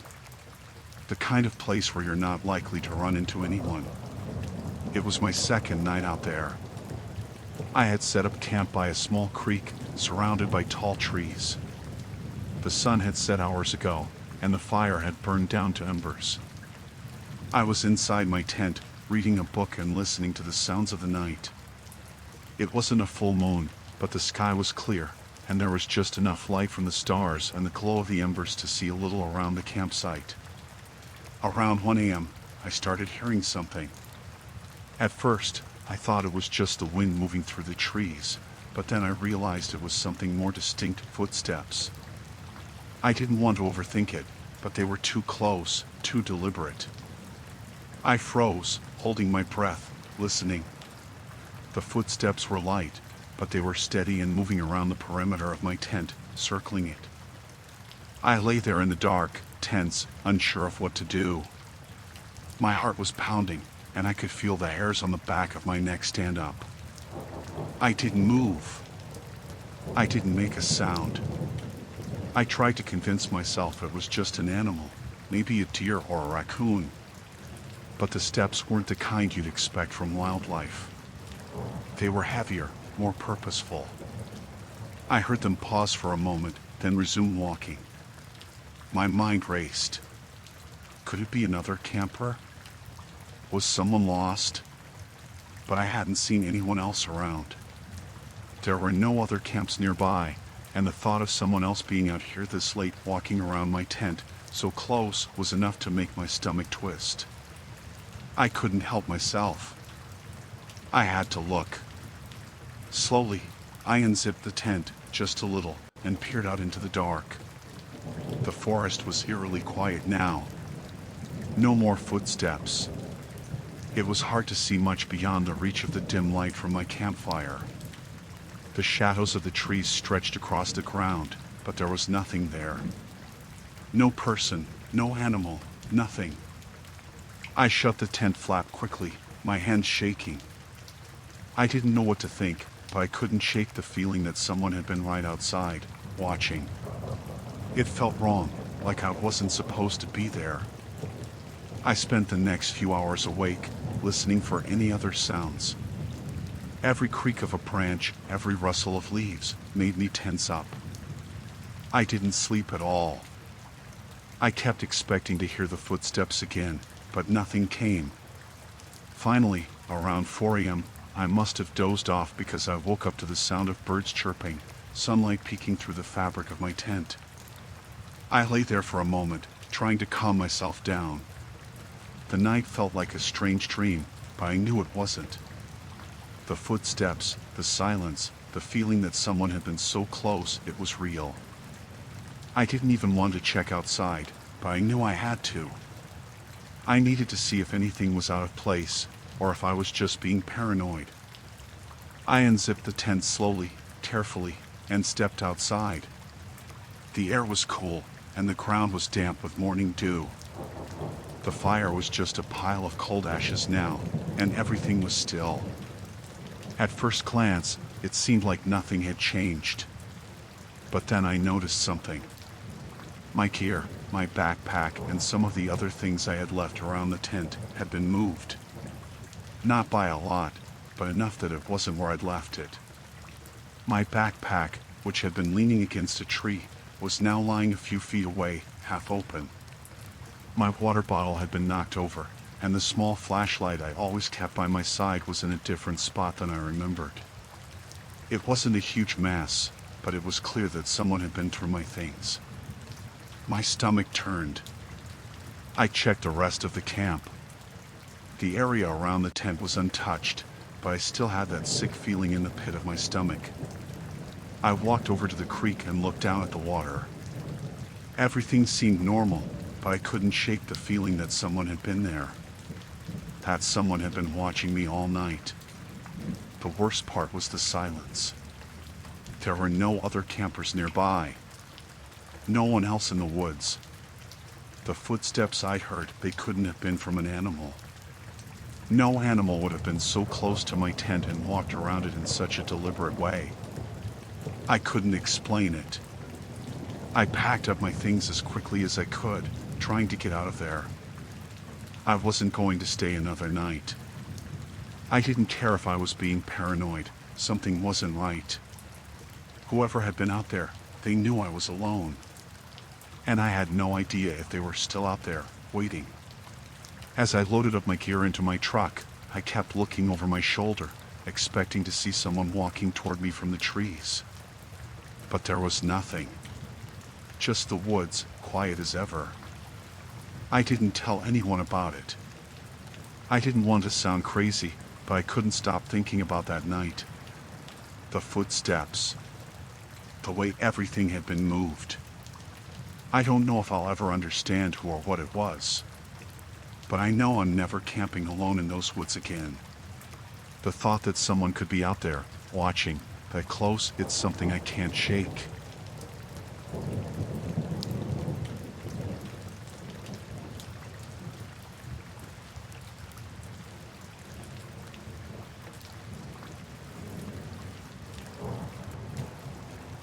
I thought it would be a quiet weekend away from everything. My partner and I had been planning the trip for weeks, just a simple camping trip in a state park we visited before. It wasn't peak season, so we expected it to be pretty empty. That was the appeal. We got there early Friday afternoon, picked a site close to the tree line, and set up our tent. The air was crisp, and the park was quiet. There were maybe 2 other cars in the lot, but we didn't see anyone else. It felt like we had the place to ourselves.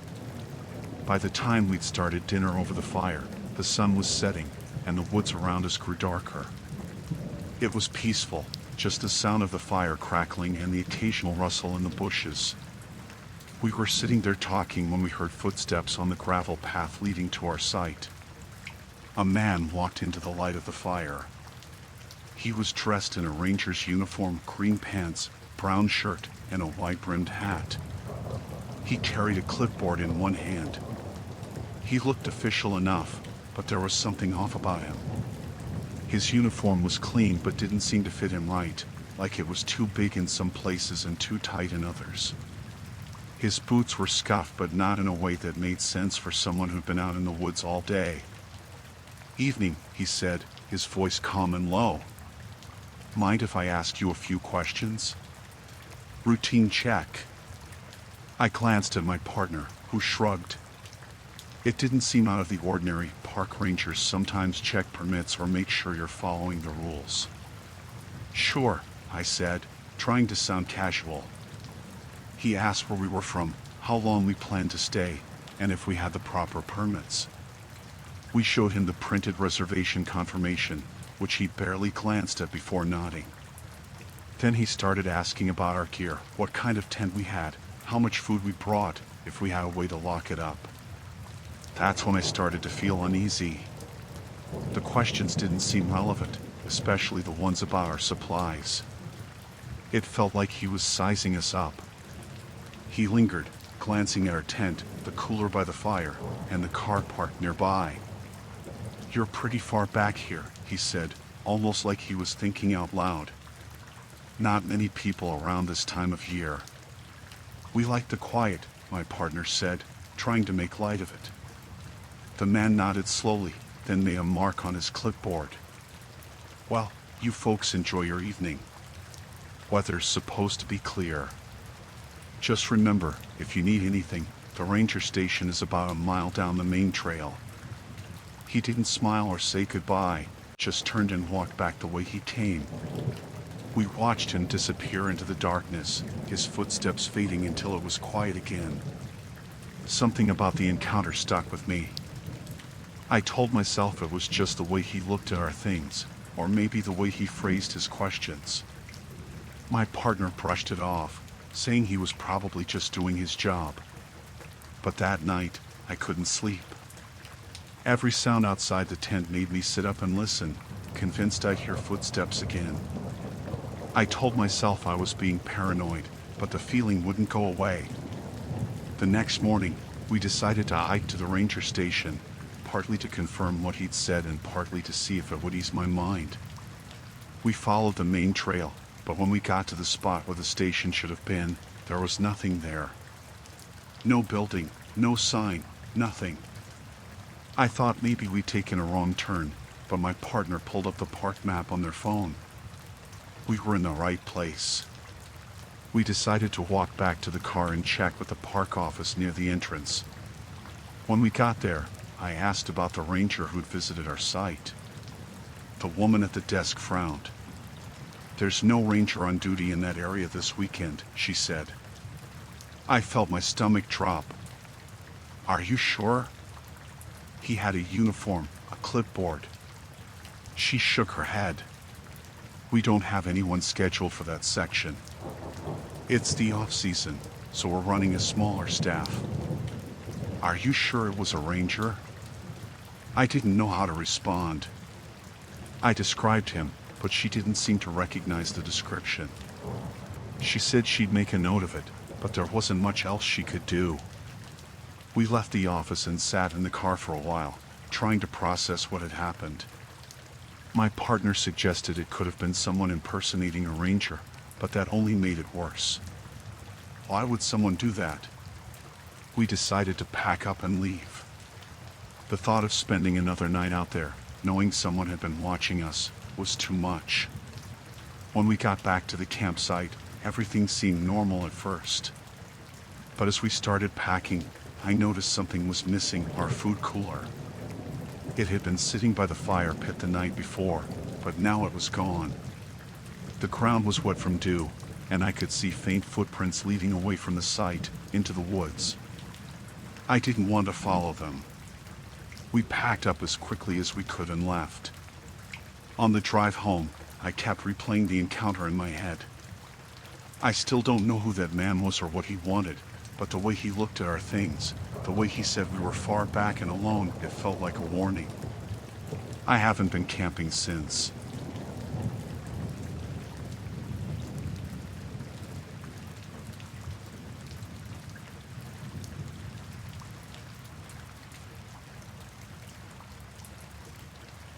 I still can't believe it happened.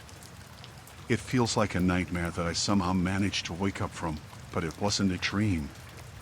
It was real. The storm that night was one of the worst I've seen in years. The rain wasn't just falling, it was pouring, coming down in sheets, battering everything it touched. The wind was howling, rattling the windows, making the house creak and groan. It felt like the world outside had been swallowed by the storm. It was around 10 p.m. when I realized I had a problem. I'd noticed a small leak in the roof the day before, but with everything going on, I kept putting it off. That night, after a few hours of rain, I saw a small puddle forming on the kitchen floor under the window. It wasn't much, but I knew if I didn't take care of it, it would get worse. I couldn't afford to have more water damage, so I decided to climb up into the attic and patch the leak myself.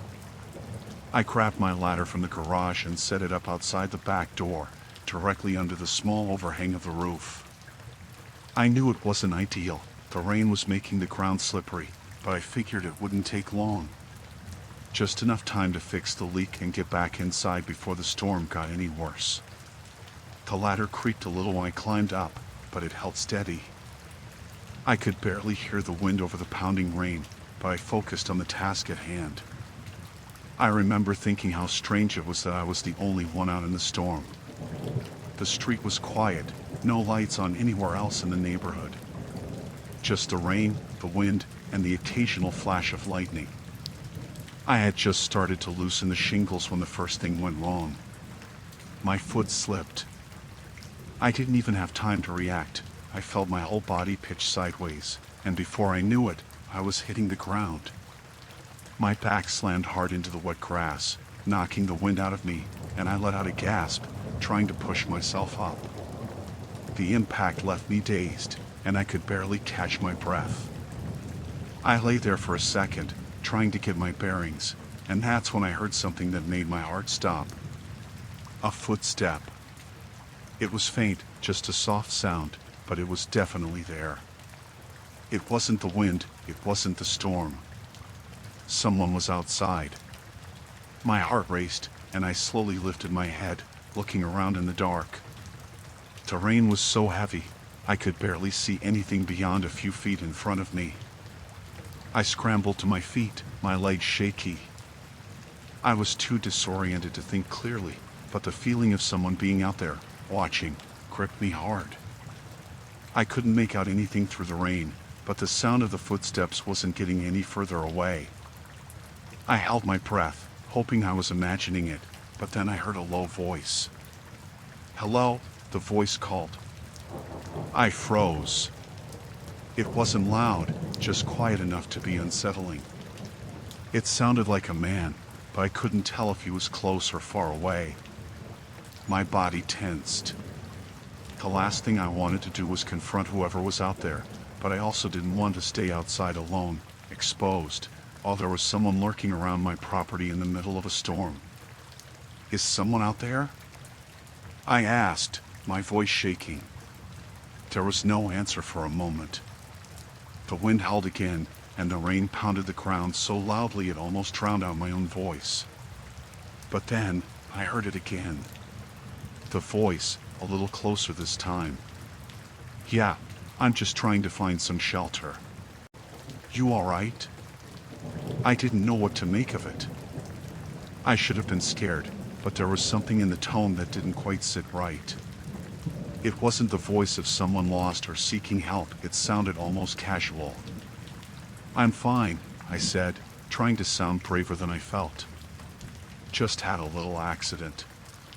My ladder slipped. There was another pause, and then the voice spoke again, this time sounding almost too calm. "Can I help you?" I felt a chill run down my spine. I should have gone inside, locked the door, and called for help. But I was standing in the rain, wet and aching, and I felt an irrational need to make sure this person wasn't just going to walk away. "Who are you?" I asked, trying to sound more assertive. A few seconds passed before the voice replied, and it was so close now that I could feel my pulse quicken. "Just someone looking for a little shelter," the voice said, and this time it sounded almost like a smirk in his tone. I turned around quickly, scanning the yard for any sign of movement, but the rain was blurring everything. The more I tried to focus, the harder it became to see anything clearly. I was standing there, exposed, my back to the house, and I had no idea where this person was. "I need to go inside," I said, my voice wavering. "It's dangerous out here."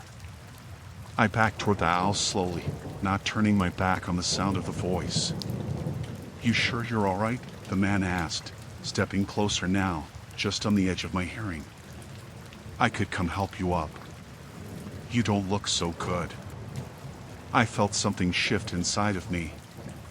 This wasn't just a stranger asking if I needed help. This was something else. His tone, his words, they felt wrong, like he was toying with me, testing how far he could push. I reached for the door, my hand trembling as I fumbled for the key. My heart was pounding now, and I could hear the unmistakable sound of footsteps getting closer, slow and deliberate. Before I could turn the key in the lock, the man spoke again, this time louder, his voice just a few feet away. "Let me help you in," he said, his voice too soft, too knowing. The door finally opened, and I didn't hesitate. I rushed inside, slamming the door behind me and locking it as quickly as I could. I stood there for a moment, my back against the door, breathing hard, trying to calm myself. The rain still hammered against the windows, the wind howling outside. I didn't dare look outside again. My head was spinning, but the one thought that kept repeating in my mind was that he had been so close, too close. I still don't know who that man was or what his intentions were, but I know one thing for sure, something was off. And I was never going to forget the feeling of being watched in the middle of that storm.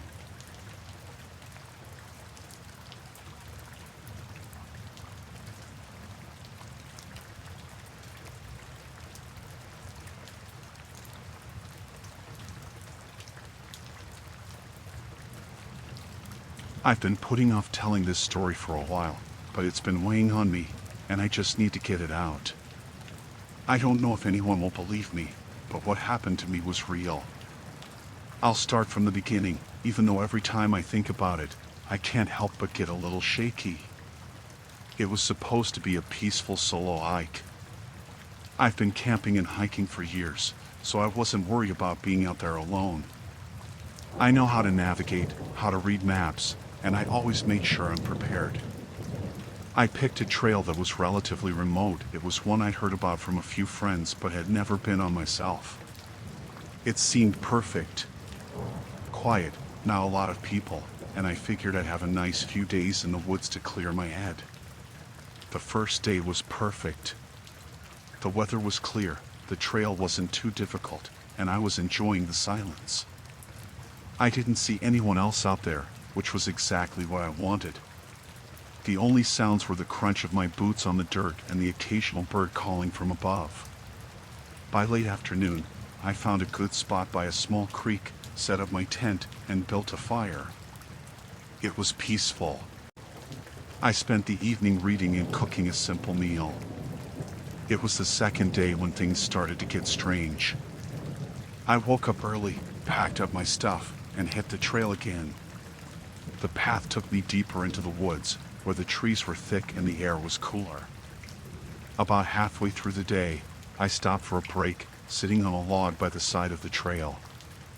I was sipping water from my bottle when I noticed something strange, a carving on a tree, just off the trail. It wasn't big, but it was clear enough to see, and it looked recent. The message was simple: turn back. Danger ahead. I didn't think much of it at first. It wasn't unusual to see carvings or markings on trees in remote areas. Sometimes people leave messages or trail markers. I figured it was just someone's idea of a joke, or maybe a warning from another hiker who'd gotten turned around. Still, it was a little unsettling. I looked around to see if anyone else was nearby, but the woods were still, no movement at all. It was completely silent. I stood up, wiped my hands on my pants, and decided to continue on.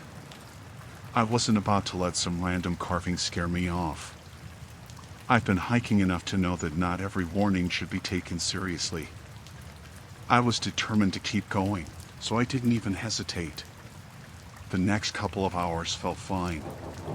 The trail was challenging, but not too difficult. I was enjoying the solitude again, not thinking about the carving anymore. I wasn't entirely focused on the trail, though, and I kept noticing things that felt off. Little things at first, like hearing twigs snapping behind me, or the sound of something moving through the brush, just out of sight. I thought it was probably just animals, maybe a deer or something, so I didn't pay it much attention. But then it started happening more frequently. It was the moment I reached a small clearing that I felt it for the first time, this nagging feeling that I wasn't alone. It wasn't just the usual sense of being in nature. This felt different. I didn't hear any footsteps or see anyone, but it was like someone was watching me from behind the trees. I glanced around, but I didn't see anyone. I tried to push the feeling aside. Maybe I was just tired. Maybe my mind was playing tricks on me. I sat down for a minute, took out my map, and checked my position. I knew the trail was going to split soon, and I was looking for the marker that would tell me which path to take. When I stood up to keep going, I heard it again this time. I was sure of it. A twig snapped behind me, followed by a low rustling sound. It was too close to be an animal, and it wasn't the wind. I froze. I didn't turn around right away. I just stood there, listening. For a long time, nothing happened. But the silence felt heavy, almost suffocating. My heart started to pound, and I could feel the sweat on my palms. I glanced over my shoulder, but the woods were still. No one was there.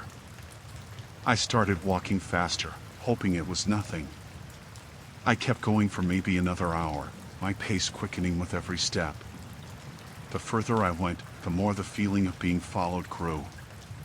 I tried to convince myself that it was nothing, that I was just being paranoid, but it was hard to ignore.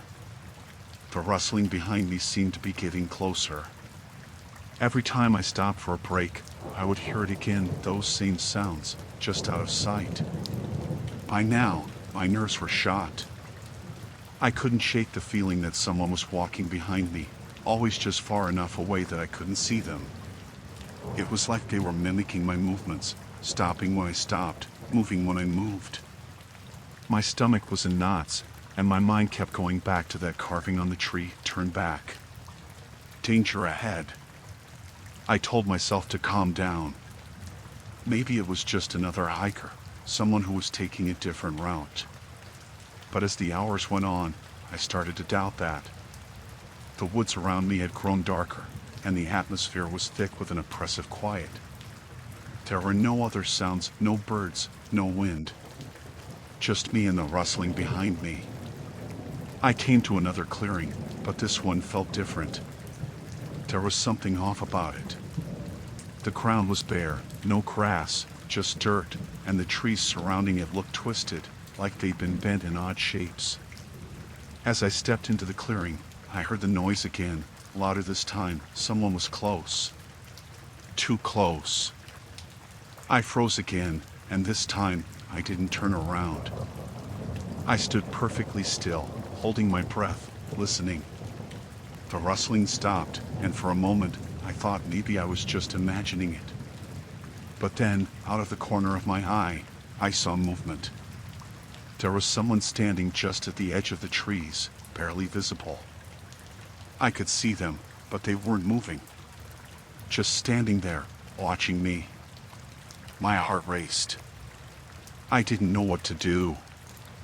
I couldn't see their face, but I knew they had to be looking at me. I took a deep breath, turned on my heel, and started running. I didn't care if I was on the trail or not. I just wanted to get away. My lungs burned as I pushed myself, my legs aching with each step. I didn't stop running until I found a small ridge and made my way down to a stream. I followed the stream for what felt like hours, too scared to look back, too scared to stop. Eventually, I made it to a campground I recognized, and by that point, I was a mess. I could still feel their presence in my mind, and the thought of turning around to face whatever was back there made me sick to my stomach. I never did find out who or what was following me, but I know for sure that I shouldn't have ignored that warning.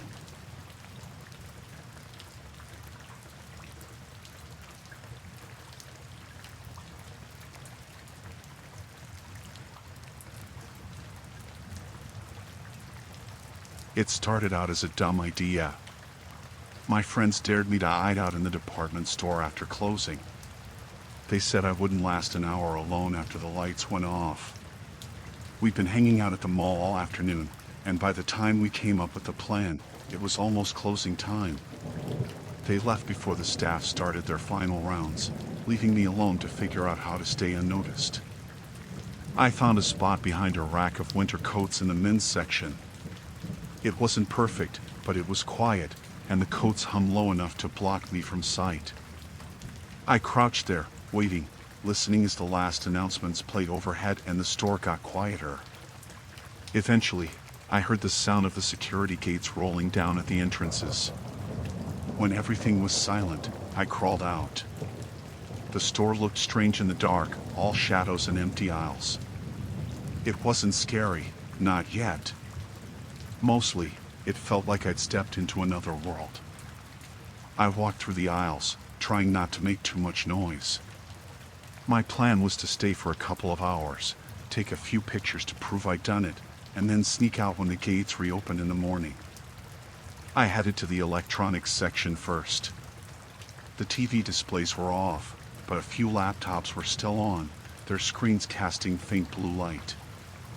I took out my phone to record a video, whispering into the mic about how I was all alone. That's when I heard the first noise, a sharp, metallic clink, like a door handle being turned. I froze, holding my breath, and looked around. Nothing moved. The sound didn't come again, so I told myself it was just part of the store settling. I kept walking, heading toward the toy section. That's when I saw the flashlight. It was faint at first, a beam of light sweeping across the floor on the far side of the store. My stomach dropped. I hadn't thought about security. I figured they'd just lock the doors and leave, maybe check the cameras once in a while. But someone was definitely inside, moving through the aisles. I ducked behind a shelf and tried to think. If they caught me, I'd be in trouble. Maybe not arrested, but definitely banned from the mall, and my parents would kill me. I decided to wait until the light passed and then find a better hiding spot until the person left. But the light didn't pass. It got closer. I could hear footsteps now, slow and deliberate, like whoever it was wasn't in any hurry. I crouched lower, pressing myself against the back of the shelf. The footsteps stopped, and I held my breath, listening. Then I heard a voice. "I know you're in here." It wasn't loud, but it carried through the silence of the store. The tone was flat, almost casual, but there was something off about it, something that made my skin crawl. "I saw you on the cameras," the voice continued. "Come out now, and this will be easy." I didn't move. My heart was pounding so hard I was afraid he'd hear it. I peeked through a gap in the shelves and saw the flashlight beam swinging back and forth. The man holding it was wearing a uniform, but it didn't look like the mall security I'd seen before. His shirt was too loose, untucked, and there was no badge. Just a dark shape stitched over the pocket. He walked past my aisle, the light sweeping dangerously close to where I was hiding. I stayed frozen, trying to keep my breathing as quiet as possible. After a few seconds, he moved on, but I didn't feel safe. Something about him wasn't right. When I couldn't hear his footsteps anymore, I crept out and headed toward the back of the store, where the employee-only area was. My new plan was to hide in the stockroom until morning. The store's cameras couldn't see back there, and I figured the man wouldn't bother checking. The stockroom was cold and smelled like cardboard. Rows of shelves stretched out in every direction, filled with boxes and loose items. I found a spot behind a stack of pallets and sat down, trying to calm myself. My phone buzzed in my pocket, and I pulled it out. There was a message from one of my friends. Did you chicken out yet? I started typing a reply when I heard the sound of a door opening nearby. The stockroom door. I shoved my phone into my pocket and scrambled deeper into the pallets, crouching low. The man's footsteps were heavier now, echoing in the quiet space. His flashlight beam cut through the gaps between the shelves, searching. He didn't say anything this time, just walked slowly, methodically. I realized then that he wasn't looking for a thief or someone breaking the rules. He was hunting. I held my breath as the light passed over the pallets where I was hiding. It lingered for a second, then moved on. The footsteps grew fainter, and I thought he might be leaving, but then they stopped. "Do you think I won't find you?" he said. His voice was closer than I expected. "This is my place. My rules." I felt a wave of panic. I couldn't stay there. If he found me, I didn't think he'd just kick me out. There was something wrong with him, something dangerous. I waited until his light moved away, then crawled out from my hiding spot and headed toward the exit. I made it back to the sales floor without being seen. The store was even darker now, and I could barely see a few feet ahead of me. I moved as quickly as I could, trying to stay quiet. The front doors were just ahead, and I could see the faint glow of the mall's lights beyond the gates. I thought I was going to make it. Then I heard the sound of keys jingling behind me. I turned and saw the man standing at the edge of the aisle. He wasn't shining his flashlight anymore, but I could see him clearly enough. His face was pale, his eyes wide and unblinking. He smiled, and it wasn't a friendly smile. "Leaving already?" he asked. I didn't answer. I turned and ran toward the front doors, my sneakers squeaking on the tile. I heard him running behind me, his footsteps faster now, closing the distance. When I reached the gate, I grabbed the bars and shook them, but they didn't budge. The locks were solid, and there was no way I could squeeze through. I looked around, desperate for another way out, and saw the fire exit sign glowing in the distance.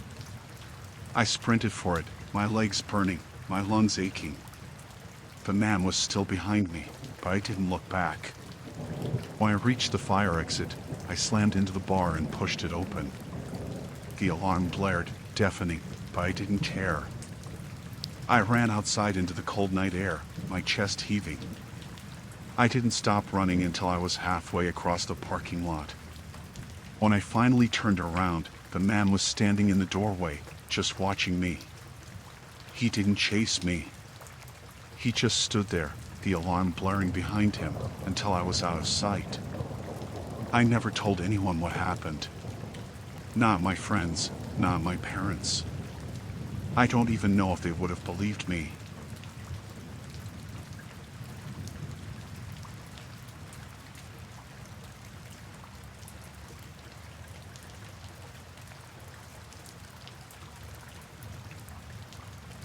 I had been driving for hours, the kind of stretch where your eyes start to burn, and the road blurs into a black ribbon. It was late, probably after midnight, and I just wanted to get home. When I saw the rest stop sign, I figured it'd be smart to pull over, use the bathroom, and maybe splash some water on my face. The parking lot was empty except for a beat-up sedan parked crooked near the far edge. The light from the building was dim, flickering like it hadn't been maintained in years. I almost didn't stop, but my bladder had other plans. I parked close to the entrance and walked in, the sound of my boots echoing on the tile. Inside, it was quiet. Too quiet. The kind of silence that made you feel like you were being watched. The restroom was down a narrow hallway, and as I pushed the door open, I noticed it creaked like in those old horror movies. The place reeked of bleach and mildew. A single bulb buzzed overhead, casting weird shadows on the walls. There were 3 stalls and 2 urinals, one of which had a caution tape across it. I picked the cleanest stall and did my business quickly. When I came out, there was a man standing by the sinks. He was tall, lanky, with greasy hair that clung to his forehead. He was wearing a faded jacket that looked 2 sizes too big. His back was to me, and he was staring at the mirror, but I could tell he wasn't looking at himself. "Hey," he said without turning around. His voice was flat, almost too calm. Hey," I replied, trying to sound casual. I moved to the sink farthest from him to wash my hands. "You haven't seen a phone around, have you?" he asked, finally turning to look at me. His eyes were dark, sunken, and they didn't blink as much as they should have. "No, sorry," I said. "I just got here." He nodded slowly, like he didn't believe me. "Weird," he muttered. "I'm sure I dropped it in here somewhere." I grabbed a paper towel and dried my hands quickly, ready to leave. "Good luck finding it," I said, heading for the door. "Wait." His voice stopped me cold. It wasn't loud, but there was something in the tone that made my skin crawl. I turned halfway, not wanting to engage but not wanting to seem rude. "Yeah. Can you help me look?" He stepped closer, blocking my path to the door. His hands were stuffed in his jacket pockets, and the way he stood, leaning slightly forward, felt wrong. "I really need to get going," I said, trying to sidestep him, but he didn't move. "You sure you didn't see it?" His tone sharpened, like he was accusing me. "It's a black phone. Real shiny. You wouldn't lie, would you?" I shook my head, keeping my voice steady. "No, I wouldn't. I didn't see anything." He stared at me for a long moment, his face unreadable. Then he smiled, but it wasn't friendly. It was the kind of smile that showed too many teeth and didn't reach his eyes. "You seem nervous," he said. "Why are you nervous?" I felt my chest tighten.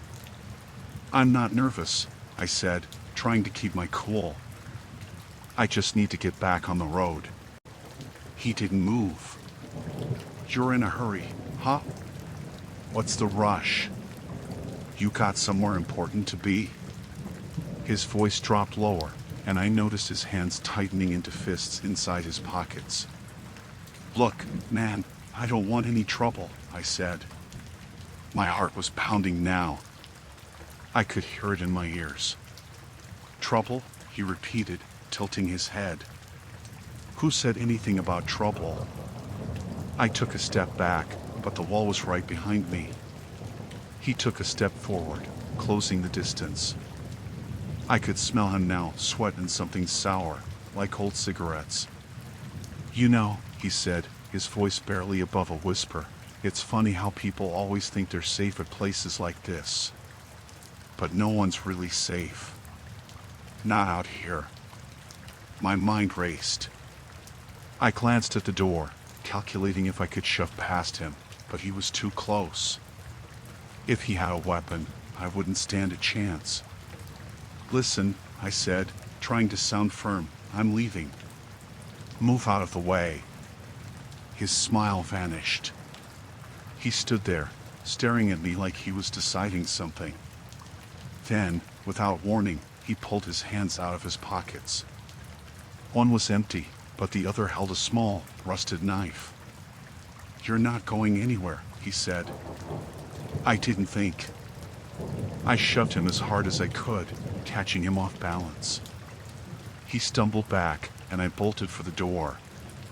My hands fumbled with the handle, but I managed to yank it open. He was right behind me, his footsteps pounding on the tile. I sprinted down the hallway, my boots slipping on the floor. When I burst into the parking lot, I didn't even look back. I jumped into my car, locking the doors as fast as I could. He came out seconds later, standing under the flickering light. The knife was still in his hand, and his face was twisted with rage. He started walking toward my car. I threw the car into reverse, my tires screeching as I backed out of the spot. He broke into a run, slamming his hands on the hood as I turned the wheel and hit the gas. I didn't stop driving until I was miles down the highway, my hands shaking on the wheel. My phone finally got a signal, and I called the police. They said they'd send someone to check the rest stop, but I didn't stick around to find out what happened next. I kept driving. The man's face burned into my memory. Even now, I can still hear his voice, low and calm, saying those words, "No one's really safe."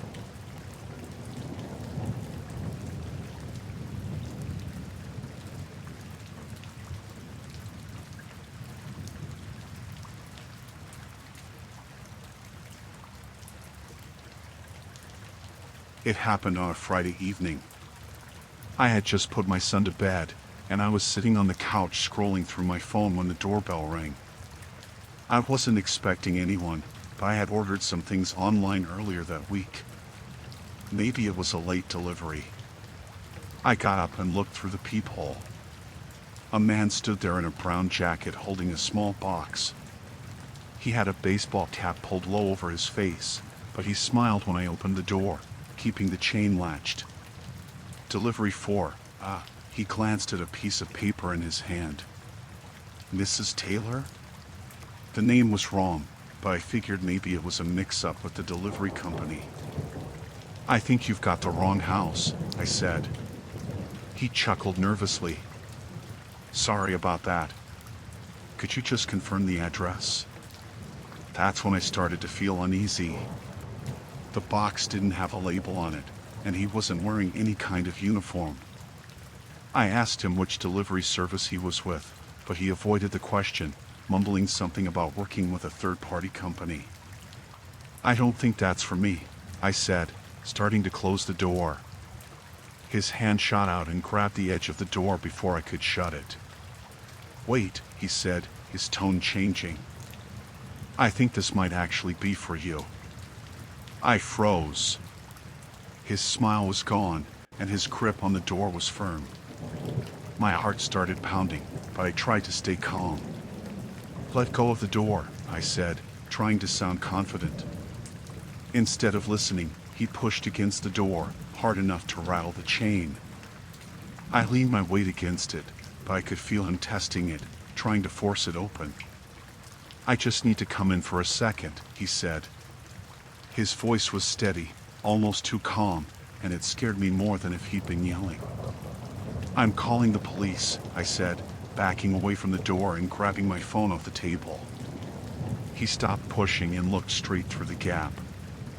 "You won't," he said, his voice low and even. Something about the way he said it made my stomach drop. I dialed 911 anyway, but before I could hit call, he slammed his shoulder into the door. The chain held, but it groaned under the pressure. I screamed, dropping my phone, and ran to grab the baseball bat I kept in the corner of the living room. "Stop it!" I yelled, holding the bat in front of me like a shield. He didn't respond. The chain snapped with a loud crack, and the door flew open. He stepped inside, shutting it behind him, and for a second, we just stared at each other. He wasn't tall or particularly muscular, but there was something in his eyes that made my blood run cold. He looked determined.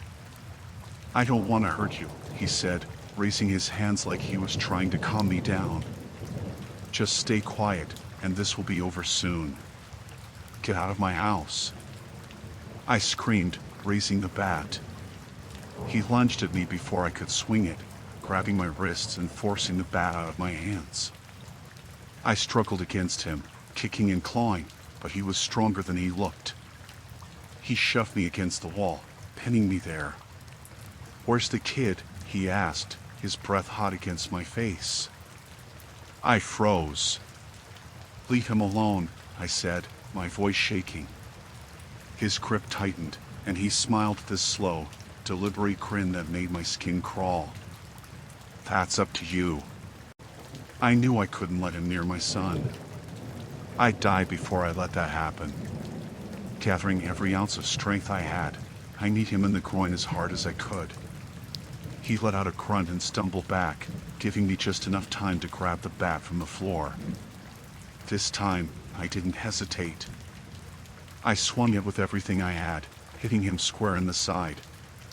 He yelped and fell to his knees, clutching his ribs.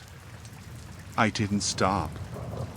I swung again, this time catching him on the shoulder. He cursed and tried to grab the bat, but I pulled it back and hit him once more, this time in the head. He collapsed on